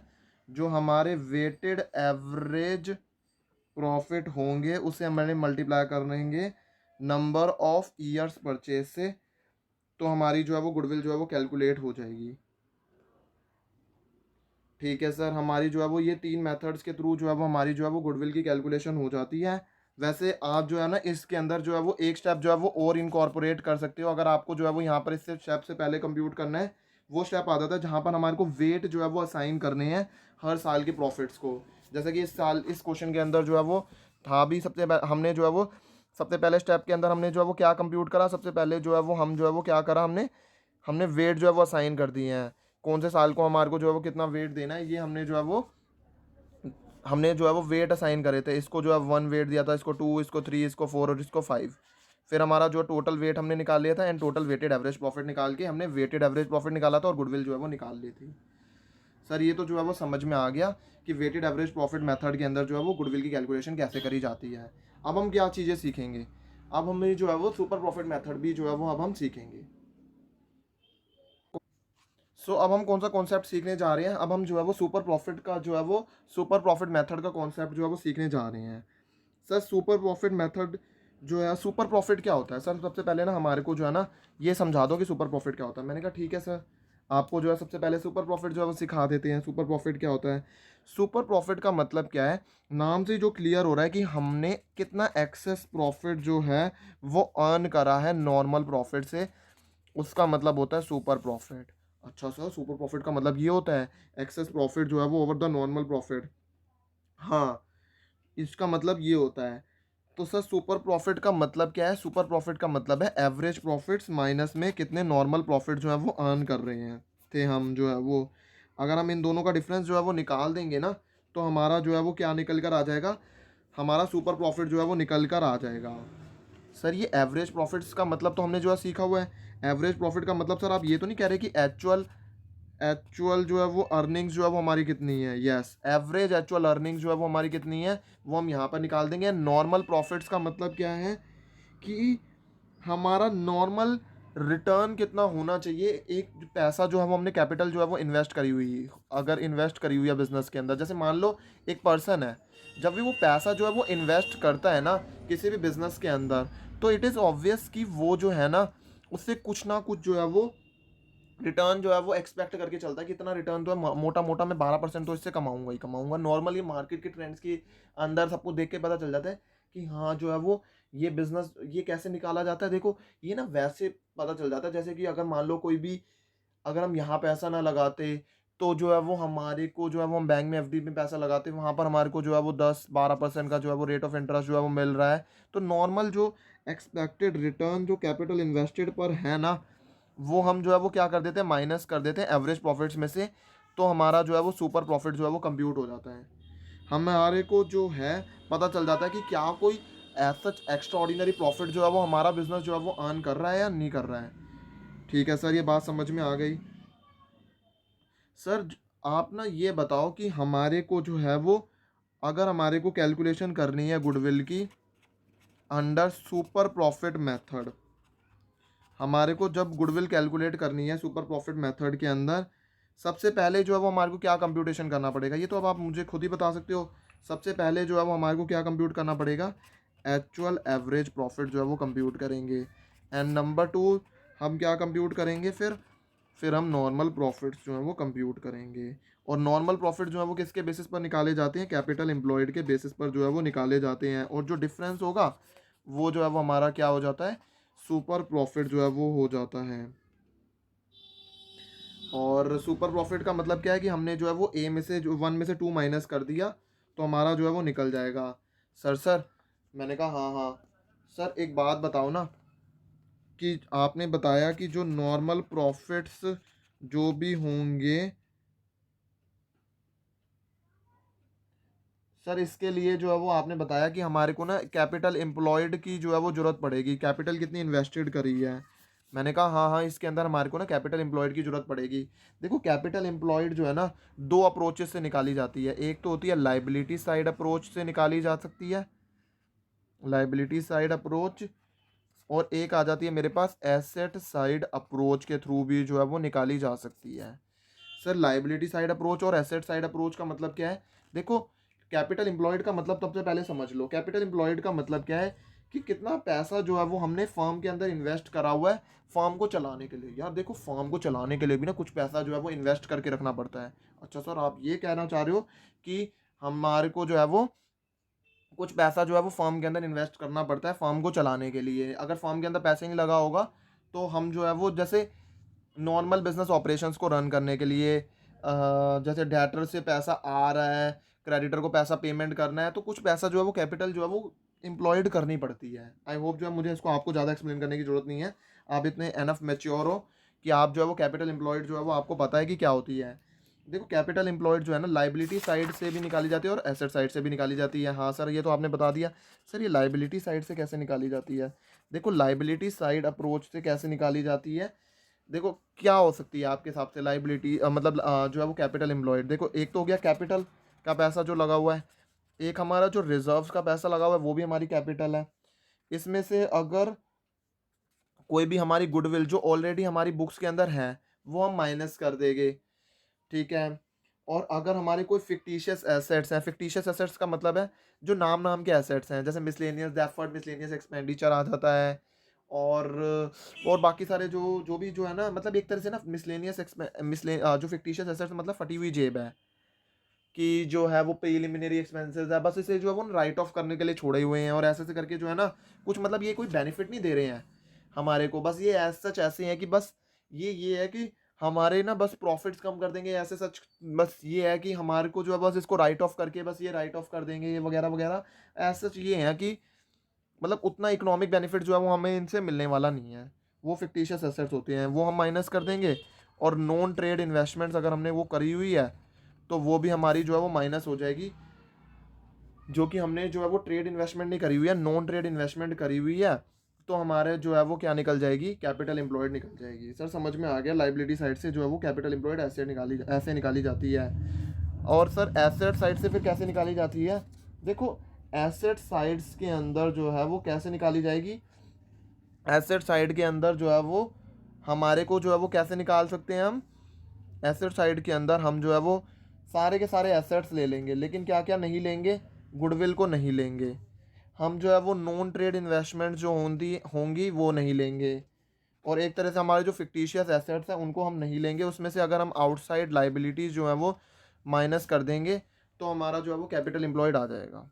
सर हमारे को ना कुछ कुछ जो है वो समझ में आ रहा है। मतलब जो है वो ये एक बैलेंस शीट दे रखी है, यहाँ पर जो है वो एसेट्स हैं, एक तो फिक्स्ड एसेट्स हो गया, एक करंट एसेट्स हो गया, ठीक है।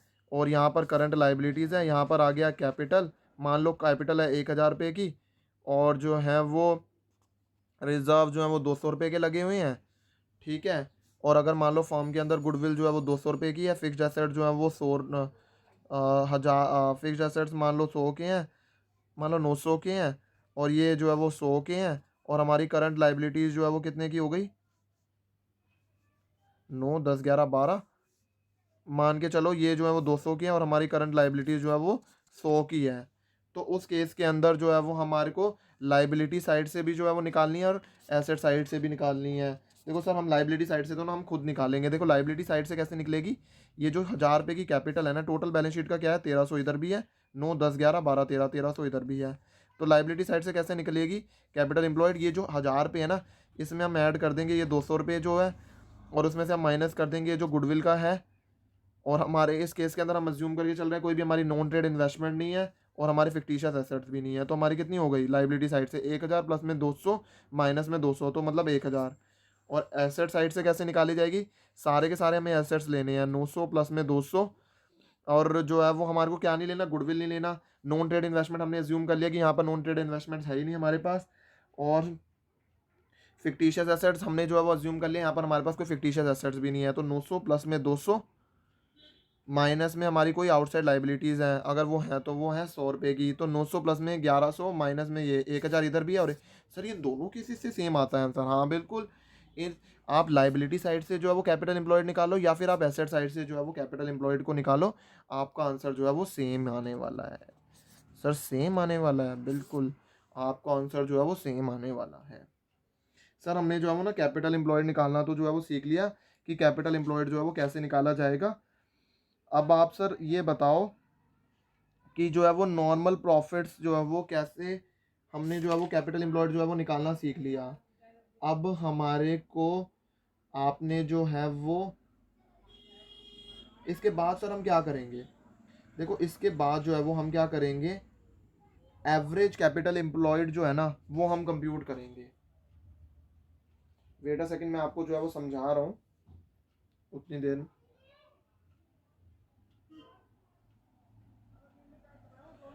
ये तो मैंने जो है वो आपको कैपिटल एम्प्लॉयड जो है वो निकालना जो है वो सिखा दिया कि कैपिटल एम्प्लॉयड जो है वो कैसे निकाला जाता है। ठीक है सर, हाँ आपने जो है वो कैपिटल एम्प्लॉयड जो है वो निकालना जो है वो हमें सिखा दिया।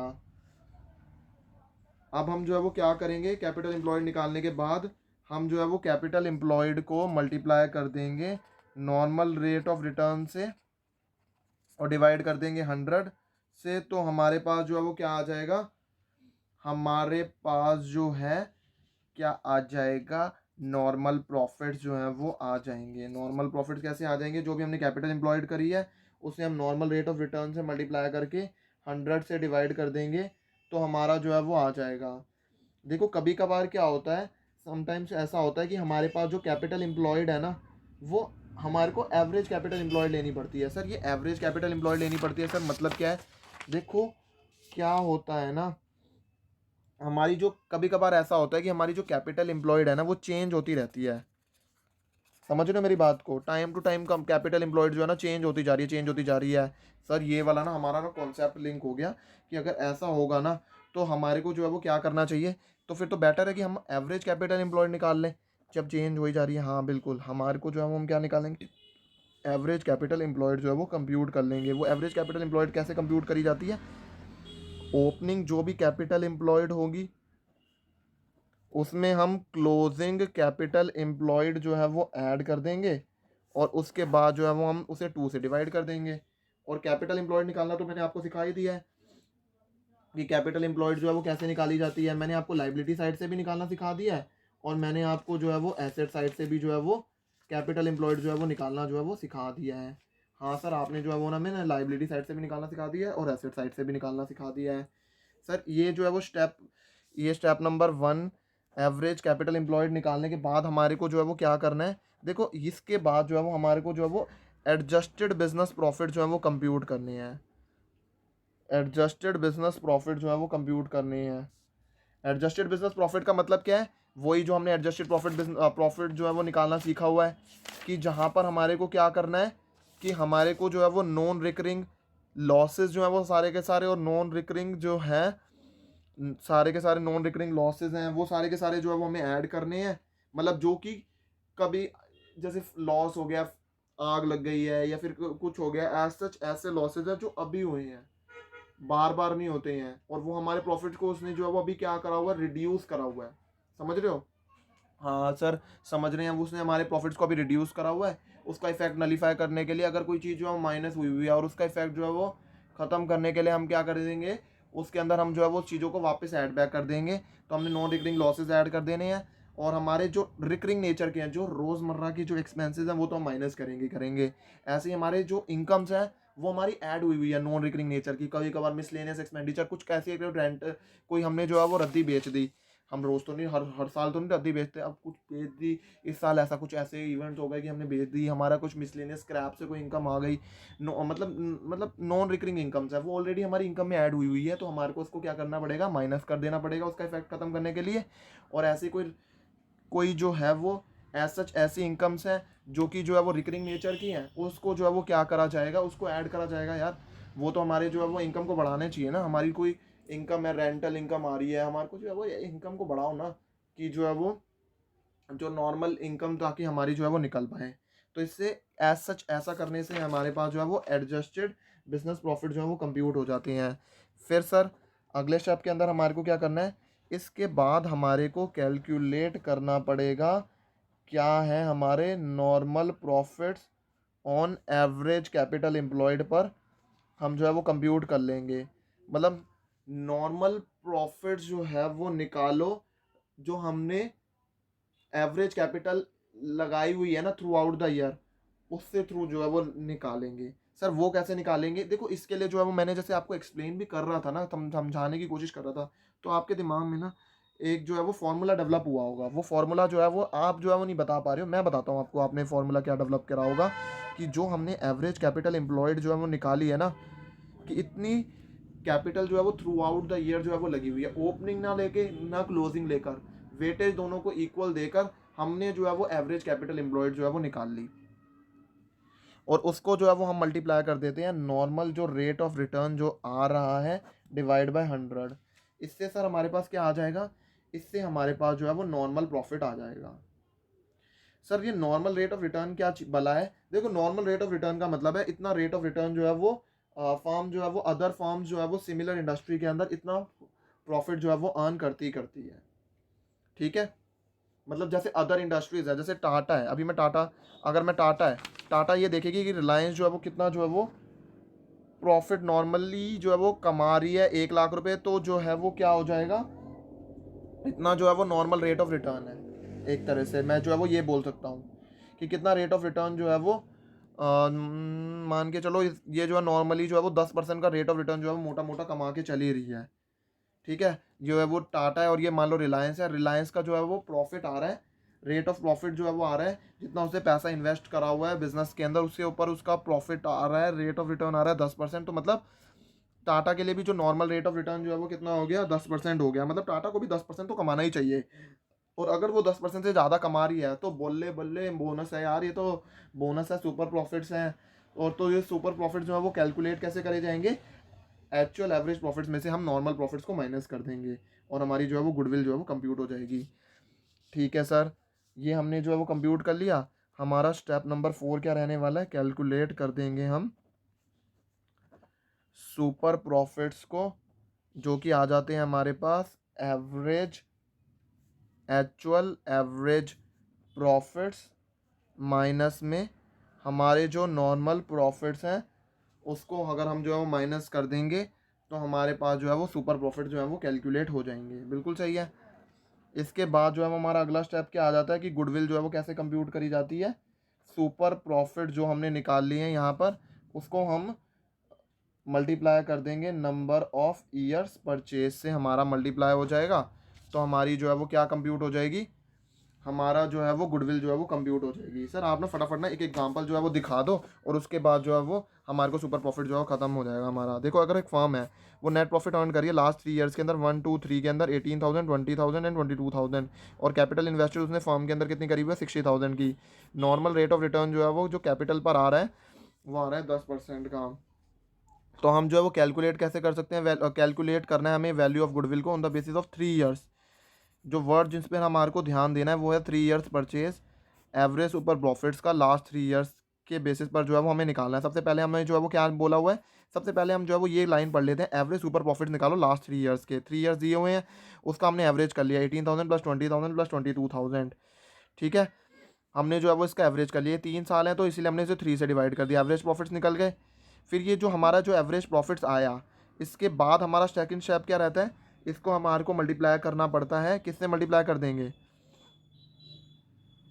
देखो नॉर्मल प्रॉफिट निकालना है तो नॉर्मल प्रॉफिट कैसे निकाले जाते हैं, कैपिटल इन्वेस्टेड को जो है वो हम मल्टीप्लाई किससे कर देते हैं, नॉर्मल रेट ऑफ रिटर्न से और डिवाइड कर देते हैं 100 से। नॉर्मल रेट जो हमारी कैपिटल एम्प्लॉयड कितनी है, क्वेश्चन ने दे ही रखी है 60,000 है, और नॉर्मल रेट ऑफ रिटर्न जो है वो कितनी आ जाती है कैपिटल पर, वो है 10% की। तो हमारा जो नॉर्मल प्रॉफिट आ गया वो कितना आ गया, 6,000 रुपये का। सुपर प्रॉफिट कितना आ जाएगा, एवरेज प्रॉफिट में से हम जो है वो नॉर्मल प्रॉफिट माइनस कर देंगे, और एवरेज प्रॉफिट हमने निकाले हैं कितने, 20,000 के, और नॉर्मल प्रॉफिट है 6,000 के, तो हमारा सुपर प्रॉफिट कितना आ गया, 14,000 का। और गुडविल कैसे आ जाएगी, सुपर प्रॉफिट्स को हम नंबर ऑफ ईयर्स परचेज से मल्टीप्लाई कर देते हैं। सुपर प्रॉफिट्स आ रहे हैं मेरे पास 14,000 के, और नंबर ऑफ ईयर परचेज जो है वो कैसे निकाला जाएगा, नंबर ऑफ ईयर परचेज जो है क्वेश्चन के अंदर दे रखा है, वो है 3 ईयर्स के बेसिस पर जो है वो हमें उसे वैल्यू करना है। तो हमारी गुडविल कितनी आ गई, 42,000 की जो है वो हमारी गुडविल आ गई। तो यहाँ पर हमारा कौन सा कॉन्सेप्ट खत्म हो गया, सुपर प्रॉफिट मेथड का कॉन्सेप्ट हमारा खत्म हो गया। पीपल जो अब हम कॉन्सेप्ट सीखने जा रहे हैं वो है कैपिटलाइजेशन मेथड का। इस जो कैपिटलाइजेशन मेथड है ना, इस कॉन्सेप्ट के अंदर हम जो है फर्म की जो वैल्यू है ना उसको हम कैपिटलाइज कर देते हैं, और उसे हम कैलकुलेट करते हैं on the basis of normal rate of return. Sir समझ में आ गया कि उसको हम जो है वो किसके बेसिस पर कंप्यूट करने की करते हैं, नॉर्मल रेट ऑफ रिटर्न के बेसिस पर कंप्यूट करते हैं। देखो इस मेथड के अंदर हम जो है वो फर्म की जो वैल्यू होती है ना, कैपिटलाइज्ड वैल्यू होती है फर्म की, उसको कैलकुलेट करते हैं on the basis of normal rate of return. और जो भी डिफरेंस आएगा ना, जो भी कैपिटलाइज करी है हमने वैल्यू, और जो हमने एक्चुअली में हमने कैपिटल हमारी एम्प्लॉयड इतनी है, उन दोनों के बीच के डिफरेंस को गुडविल कहते हैं। सर बात समझ नहीं आई कि जो है वो एक्चुअल कैपिटल एम्प्लॉयड का मतलब क्या है, मतलब एक्चुअली हमने हमारे जो पैसा बिजनेस के अंदर कितना इन्वेस्ट हुआ हुआ है वो होता है हमारा एक्चुअल कैपिटल एम्प्लॉयड। अब जो है वो मैंने कैपिटल एम्प्लॉयड आपको निकालना सिखाया हुआ है। अब जो है वो एक्चुअल कैपिटल एम्प्लॉयड मान के चलो कि एक्चुअली जो है वो बिजनेस के अंदर हमारा, मान लो फिक्स्ड एसेट्स के अंदर हमने इन्वेस्टमेंट करी हुई है 1,000 की, करंट एसेट्स के अंदर जो है वो 200 रुपये की जो है वो मान लो हमने इन्वेस्टमेंट करी हुई है, और 900 रुपये की इधर करी हुई है, 200 रुपये की इधर करी है। गुडविल के अंदर जो है वो 200 रुपये है, कैपिटल जो है वो आ रही है 1,000 रुपये की, करंट लाइबिलिटीज़ आ रही है 100 रुपये की, और रिजर्व्स आ रहे हैं मेरे 200 रुपये के। टोटल कितना बन गया, 1,300 और 1,300। तो हमारी जो है वो एक्चुअली में कैपिटल एम्प्लॉयड क्या कितनी आ रही है, कैसे निकालेंगे। दो अप्रोचेज मैंने आपको सिखाई हुई हैं, एक तो लाइबिलिटी साइड अप्रोच और एक जो है वो इनकम साइड अप्रोच।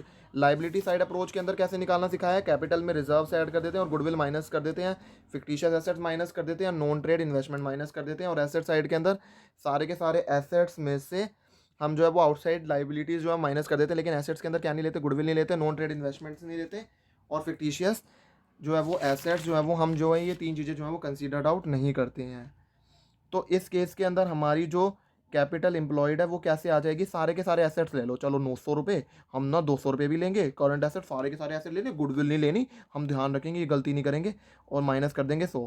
क्यों, क्योंकि करंट आउटसाइड लाइबिलिटीज जो है वो हम माइनस कर देते हैं। तो हमारा कितना आ गया, 900 प्लस में 200 क्या आ गया, 1100, माइनस में 100, जो कि हो गया हमारा 1,000 रुपीज़ जो है वो हमारा कैपिटल एम्प्लॉयड हो गया। तो हमारा को तो एक्चुअल कैपिटल एम्प्लॉयड जो है वो आ गया। सर ने ना अभी हमारे को पता है क्या बोला है, सर ने हमारे को बोला है कि ये जो कैपिटल एम्प्लॉयड है ना, ये जो है ये कंप्यूट करा जाता है on the basis of normal rate of return. ये कंप्यूट करा जाता है on the basis of normal rate of return के बेसिस पर कंप्यूट करा जाता है। ठीक है, ये हम मेरे को कैसे कंप्यूट करना होता है, नॉर्मल रेट ऑफ रिटर्न के बेसिस पर जो है वो कंप्यूट करना होता है। सबसे पहले जो है वो हमारे को इस कैपिटलाइजेशन मेथड के अंदर, मैं आपको बता दूं इसके अंदर दो मेथड हैं। एक तो आ जाता है कैपिटलाइजेशन ऑफ एवरेज प्रॉफिट, और एक आ जाता है मेरे पास कैपिटलाइजेशन ऑफ सुपर प्रॉफिट। सबसे पहले जो मैं कॉन्सेप्ट आपके साथ डिस्कस कर रहा हूँ वो आ जाता है कैपिटलाइजेशन ऑफ एवरेज प्रॉफिट्स। देखो कैपिटलाइजेशन ऑफ एवरेज प्रॉफिट जो है वो कैसे निकालेंगे, इसके अंदर ना 4 स्टेप्स आ जाते हैं, सिंपल 4 स्टेप्स है। और आप खुद कहोगे सर ये तो जो है वो रटने की जरूरत नहीं पड़ी, ये तो जो है वो ऑब्वियस से बात है, और हमारी जो है ना जनरल अंडरस्टैंडिंग से जो है हमारे को पता भी चल गया कि क्या क्या करना है। सबसे पहले जो है वो हम जो है वो क्या करेंगे, फर्स्ट ऑफ ऑल हमें जो है वो फाइंड आउट क्या करना है, first of all find out the average profits, means calculate the average normal profit earned. Step number 2 के अंदर हम जो है वो क्या करेंगे, कैलकुलेट कर देते हैं हम capitalised value of firm by using the formula. Sir कैसे, हाँ सर, हमारे ना दिमाग में जब आप ये पढ़ा रहे थे ना, हमारे को दिमाग में भी यही चल रहा था कि आप कैपिटलाइज्ड वैल्यू जो है वो कैसे निकालोगे। देखो कैपिटलाइज्ड वैल्यू निकालने के लिए हम क्या करेंगे, हमारे जो एवरेज प्रॉफिट जो हम कमाते हैं ना नॉर्मली बिजनेस के अंदर, उसे हम मल्टीप्लाई कर देंगे 100 से, और हम उसे डिवाइड कर देंगे नॉर्मल रेट ऑफ रिटर्न से। हमने बेसिकली क्या कर दिया है, इस एवरेज प्रॉफिट्स को ना कैपिटलाइज कर दिया है। सब कैपिटलाइज कर दिया है का मतलब क्या है, हमने ना इसकी ना पावर को बढ़ाकर हमने ये देखा है कि ये जो एवरेज प्रॉफिट्स है ये निकले कैसे हैं। सर थोड़ा सा, और आप ना इसे ना थोड़ा सा और एक्सप्लेन कर दोगे। देखो हमारे मान लो एवरेज प्रॉफिट्स आए, जब हमने एवरेज प्रॉफिट्स निकाले तो मान लो हमारे एवरेज प्रॉफिट आए 40,000 के। हाँ, दूसरी इंडस्ट्रीज जो है वो टाटा देख रही है, अच्छा रिलायंस जो है ना 10% का कमाती है, तो नॉर्मल रेट ऑफ रिटर्न जो है वो कितना आ जाता है, 10% का आता है। इसका मतलब क्या है कि 4 लाख की हमारी कैपिटलाइज्ड वैल्यू थी उसकी, जिसके ऊपर उसने 10% निकाला, तब जाकर उसकी 40,000 आई। तो हम जो है वो, ये जो है हमारा पर्पस क्या है, इस 4 लाख तक पहुंचना है, इस 4 लाख तक पहुंचना है। ठीक है, और ये 100 से मैंने इसलिए मल्टीप्लाई करा हुआ है, ये 10% है तो इसीलिए मैंने लिखा हुआ है। या तो आप यहाँ पर जो है वो 10 लिखो इंटू में 100, और अगर आप जो है वो सीधा जो है वो यहाँ पर 10% लिख रहे हो तो आपको 100 लिखने की जरूरत नहीं है। ये बात आप अच्छे से ध्यान में रखना।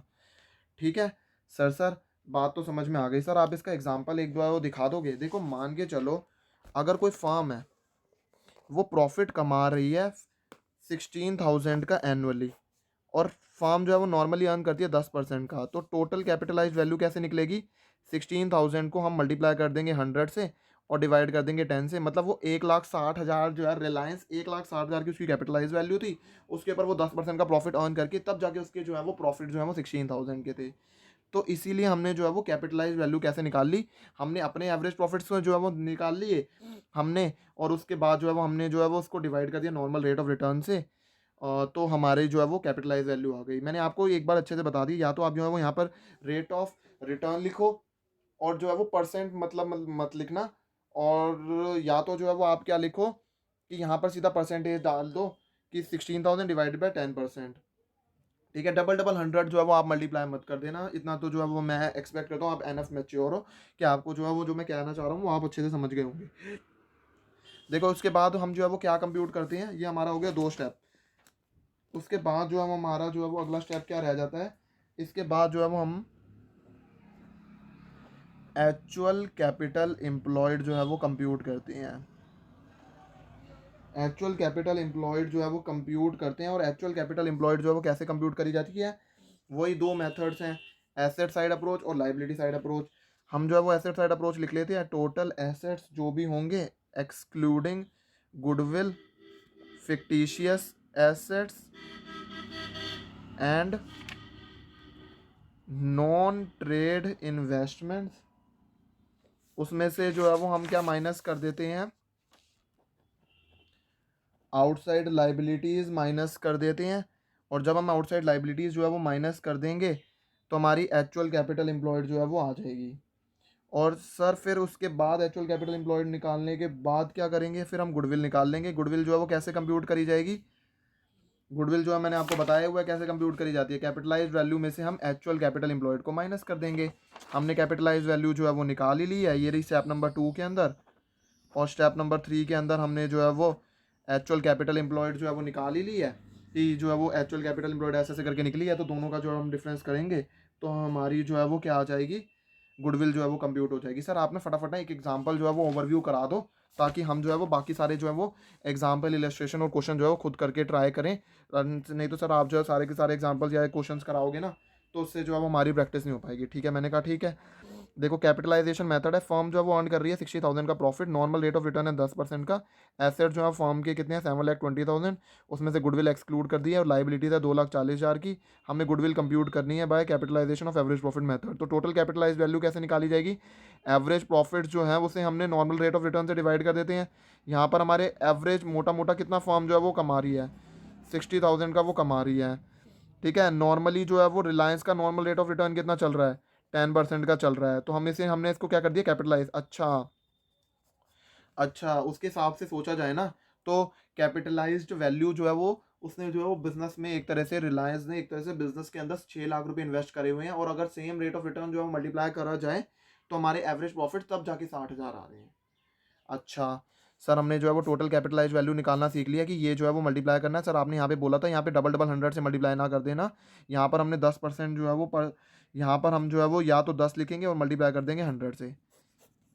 ठीक है सर, ये समझ में आ गया। इतना हम एनफ मैच्योर है कि हमारे को पता है कि आप क्या बोल रहे हो। इसके बाद जो है वो हमारे को नेट एसेट जो है वो कैसे निकाले जाते हैं, टोटल एसेट में से लाइबिलिटीज माइनस करके हमारे नेट एसेट आ गए। देखो टोटल एसेट जो है वो क्वेश्चन के अंदर दे रखे थे, टोटल एसेट से 7,20,000 का, और जो है वो लाइबिलिटीज जो है वो क्वेश्चन के अंदर दे ही रखी है 2,40,000 की। इससे हमारे जो है वो नेट एसेट्स आ गए, नेट एसेट्स आ गए 4,80,000 के, और गुडविल क्या आ जाएगी, टोटल कैपिटलाइज वैल्यू में से नेट एसेट माइनस करने के बाद हमारी जो है वो गुडविल जो है वो कंप्यूट हो जाएगी। ठीक है सर, इसके बाद जो है वो आपको ये वाला जो है वो इलस्ट्रेशन आपके लिए होमवर्क में है, illustration number 21 and illustration number 22 भी जो है वो आपके लिए होमवर्क के अंदर है, और ये इंपॉर्टेंट इलस्ट्रेशन है, इसको आप जो है वो खुद सॉल्व करना। ठीक है, तो यहाँ पर हमारा जो है वो कैपिटलाइजेशन ऑफ एवरेज प्रॉफिट्स का जो है वो कॉन्सेप्ट जो है वो ख़त्म हो गया है। अब इसके बाद जो है वो हमारे को जो कॉन्सेप्ट पढ़ना है वो कौन सा कॉन्सेप्ट पढ़ना है, कैपिटलाइजेशन ऑफ सुपर प्रॉफिट जो है वो पढ़ना है।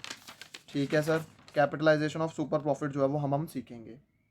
तो अब हम जो कॉन्सेप्ट पढ़ने जा रहे हैं ना, वो है हमारे पास कैपिटलाइजेशन ऑफ सुपर प्रॉफिट है। Capitalisation of super profit, capitalisation of super profit के अंदर क्या है और ये क्यों जो है वो निकाला जाता है। इसके अंदर जो है वो गुडविल को कैलकुलेट करा जाता है। हम यहाँ पर capitalisation of average profit method जो है वो हमने सीख लिया। वहाँ पर हमने जो है वो क्या कैपिटलाइज करा था, कैपिटलाइजेशन ऑफ एवरेज प्रॉफिट के अंदर हमने जो है वो एवरेज प्रॉफिट्स को जो है वो कैपिटलाइज करा था नॉर्मल रेट ऑफ रिटर्न के अंदर। बट अब यहाँ पर जो है वो हम क्या कैपिटलाइज करते हैं, सुपर प्रॉफिट्स को कैलकुलेट करते हैं, सुपर प्रॉफिट्स को कैपिटलाइज करते हैं। तो फर्स्ट स्टेप जो है वो हमारा क्या होता है कि सुपर प्रॉफिट को डिटरमाइन करा जाए सुपर प्रॉफिट मेथड से। आई होप जो है वो आपने सुपर प्रॉफिट मेथड जो है वो अच्छे से, आपको अच्छे से याद होगा, जो मैंने आपको जो है सुपर प्रॉफिट मेथड जो है पढ़ाया हुआ है। हाँ सर, हमारे को जो है ना सुपर प्रॉफिट मेथड जो है वो अच्छे से याद है, जो आपने पढ़ाया है। सुपर प्रॉफिट मेथड के से जो भी सुपर प्रॉफिट जो है वो निकल रहा है उसे हम जो है वो कैपिटलाइज्ड जो है वो कौन से रेट से करते हैं, उसे हम नॉर्मल रेट ऑफ रिटर्न से जो है वो कैपिटलाइज कर देते हैं, ताकि हमारी जो है वो गुडविल जो है वो आ जाए। हाँ सर, ठीक है सर, उससे अंदर हम जो है वो उसे नॉर्मल रेट ऑफ रिटर्न से जो है वो हम जो है उसे कैपिटलाइज कर देंगे, तो हमारा जो है वो सुपर प्रॉफिट जो है वो कैलकुलेट हो जाएगा। सर इसके अंदर जो है वो हमारे को, सर एक काम करो ना सर, आप थोड़ा सा हमारे को जो है वो सुपर प्रॉफिट मेथड का जो है वो थोड़ा सा इंट्रोडक्शन दे दो कि सुपर प्रॉफिट मेथड के अंदर जो है वो हमने कैसे कंप्यूट करा था। देखो सुपर प्रॉफिट मेथड के अंदर हम जो है वो क्या कैसे कंप्यूट करते हैं, सुपर प्रॉफिट मेथड के अंदर हम जो है वो जो नॉर्मल प्रॉफिट्स है ना उससे ज़्यादा एक्सेस प्रॉफिट जो फर्म कमा रही है ना वो हम निकालते हैं, डेट्स उसे जो है वो सुपर प्रॉफिट कहा जाता है। ठीक है सर, ये समझ में आ गया कि जो है वो हम जो है वो कंप्यूट करते हैं। तो सर सबसे पहला जो है वो हमारा स्टेप जो है वो रहता है, सबसे पहले स्टेप के अंदर हम जो है वो क्या करते हैं, कैलकुलेट करते हैं कि हमारी कितनी कैपिटल एम्प्लॉयड है। मतलब कैपिटल एम्प्लॉयड का मतलब सर, कैपिटल एम्प्लॉयड का मतलब क्या होता है कि कितने हमारे नेट एसेट्स हैं। सबसे पहला स्टेप में हमें क्या कैलकुलेट करना है, कितनी हमारी कैपिटल एम्प्लॉयड है। कैपिटल एम्प्लॉयड का मतलब सर, हाँ हमें पता है कि नेट एसेट जो है वो कितने हैं, मतलब एक तरह से मोटा मोटा फिक्स्ड एसेट प्लस में करंट एसेट माइनस में करंट लाइबिलिटीज़ जो है वो कितना जो है वो एक तरह से लगा हुआ है। तो नेट एसेट्स के अंदर सारे के सारे एसेट्स जो है वो ले लेते हैं, लेकिन कौन से नहीं लेते। आई होप जो है वो मेरे बोलने से पहले आपको याद होगा जो हमने समझा हुआ है कि हम गुडविल को नहीं लेते हैं, हम नॉन ट्रेड इन्वेस्टमेंट्स को नहीं लेते हैं, और हम जो है वो फिक्टिशियस एसेट्स को नहीं लेते हैं। उसमें से अगर हम आउटसाइड लाइबिलिटीज़ माइनस कर दें तो हमारा जो है वो कैपिटल एम्प्लॉयड जो है वो आ जाता है। उसके बाद जो है वो हम क्या कंप्यूट करते हैं, स्टेप नंबर 2 के अंदर, स्टेप नंबर 2 के अंदर हम कैलकुलेट करते हैं normal profits on capital employed जो है वो हम कंप्यूट करते हैं। हाँ सर, इसके बाद हम जो है वो कैलकुलेट कर देते हैं normal profits on capital employed, और उस normal profits on capital employed को कंप्यूट करने के बाद हमारा जो अगला स्टेप रहता है वो आ जाता है कि हम जो है वो कैलकुलेट क्या करते हैं सर, ये normal profit on calculate capital employed जो कैसे निकाला जाएगा, कैपिटल एम्प्लॉयड जो भी है हमारी, जो हमने जो है वो कैपिटल इतनी लगाई हुई है बिजनेस के अंदर, उसको हम नॉर्मल रेट ऑफ रिटर्न जो है वो उससे मल्टीप्लाई कर देंगे डिवाइड बाय 100। मतलब जैसे कि टाटा के लिए जो है वो रिलायंस को देख रही है कि सिमिलर इंडस्ट्री के अंदर इतना जो है वो नॉर्मल रेट ऑफ रिटर्न आ रहा है, इतना वो प्रॉफिट अर्न कर रही है, तो मुझे भी जो है वो इतना जो है वो प्रॉफिट अर्न जो है वो करना ही पड़ेगा। तो नॉर्मल प्रॉफिट्स हमने जो है वो निकाल लिए। नॉर्मल प्रॉफिट्स कैसे निकाल लेते हैं हम, कैपिटल एम्प्लॉयड को हम मल्टीप्लाई कर देते हैं। अगर हम नॉर्मल रेट ऑफ रिटर्न से मल्टीप्लाई कर देंगे और 100 से डिवाइड कर देंगे तो हमारा नॉर्मल प्रॉफिट आ जाएगा। उसके बाद क्या करते हैं, हमारा थर्ड स्टेप जो है वो इसके अंदर जो है वो रहता है कि हम जो है वो स्टेप नंबर 3 के अंदर हम जो है वो एवरेज प्रॉफिट्स निकाल लेते हैं। एवरेज प्रॉफिट जो है वो हम निकालते हैं पास्ट ईयर्स के, और जो है वो जनरली जो है वो 3 to 5 ईयर्स के जो है वो जनरली जो है वो एवरेज प्रॉफिट जो है वो निकाले जाते हैं कि पिछले साल इतना था, उससे पिछले साल इतना प्रॉफिट था, उससे पिछले साल इतना प्रॉफिट था। इन तीनों का जो है वो एवरेज करके मोटा मोटा निकाल लेते हैं। अच्छा मोटा मोटा ना 20,000 हम जो है वो 2018 में कमाते थे, जो है वो 30,000 जो है वो हम जो है वो मोटा मोटा हम जो है वो 2018 के अंदर जो है वो हम 20,000 कमाते थे फर्म, 2019 जो है वो उसके अंदर 30,000 कमाते थे, और 2020 के अंदर वो 40,000 कमाने लग गया। तो मोटा मोटा कितना आ गया, 40 50 60 70 80 90 90,000 डिवाइडेड बाय 3। अच्छा मोटा मोटा 30,000 आ गया हमारा एवरेज प्रॉफिट 5 ईयर का। बिल्कुल सही। ये हमारा निकलने के बाद जो है वो हमारी क्या निकाल लेते हैं हम, कैलकुलेट कर लेते हैं हम सुपर प्रॉफिट्स को। सुपर प्रॉफिट्स कैसे निकाले जाते हैं, एवरेज प्रॉफिट्स के अंदर से अगर हम जो है वो नॉर्मल प्रॉफिट जो है वो माइनस कर देंगे तो हमारा निकल जाएगा। सर एवरेज प्रॉफिट्स कौन से स्टेप के अंदर हमने निकाले हैं, स्टेप नंबर 3 के अंदर, और नॉर्मल प्रॉफिट्स कौन से स्टेप के अंदर निकाले हैं, स्टेप नंबर 2 के अंदर हमने जो है वो निकाल लिए हैं। सर नॉर्मल प्रॉफिट्स जैसे कि हमारी जो कैपिटल एम्प्लॉयड थी वो मान लो हमारी 1,20,000 निकाली हमने एचुअल कैपिटल एम्प्लॉयड, और नॉर्मल रेट ऑफ रिटर्न 10% की थी, तो हमारा 12,000 आ गया। और हमारा जो है वो एवरेज प्रॉफिट्स हमारे आ रहे हैं 30,000 के, तो सर 30,000 माइनस में जो है वो 12,000, मतलब एक तरह से जो है वो हमारा सुपर प्रॉफिट जो है वो कंप्यूट हो गया 18,000 का। हाँ सर, हमारा जो है वो हमने एवरेज प्रॉफिट जो है वो निकाल लिया कि एवरेज प्रॉफिट आ रहा है हमारा 18,000 का। एवरेज प्रॉफिट आ गया हमारा, इतना आ गया। अब हम जो है वो गुडविल जो है वो स्टेप नंबर 5 के अंदर हमारे को जो है वो गुडविल निकाल लेनी है।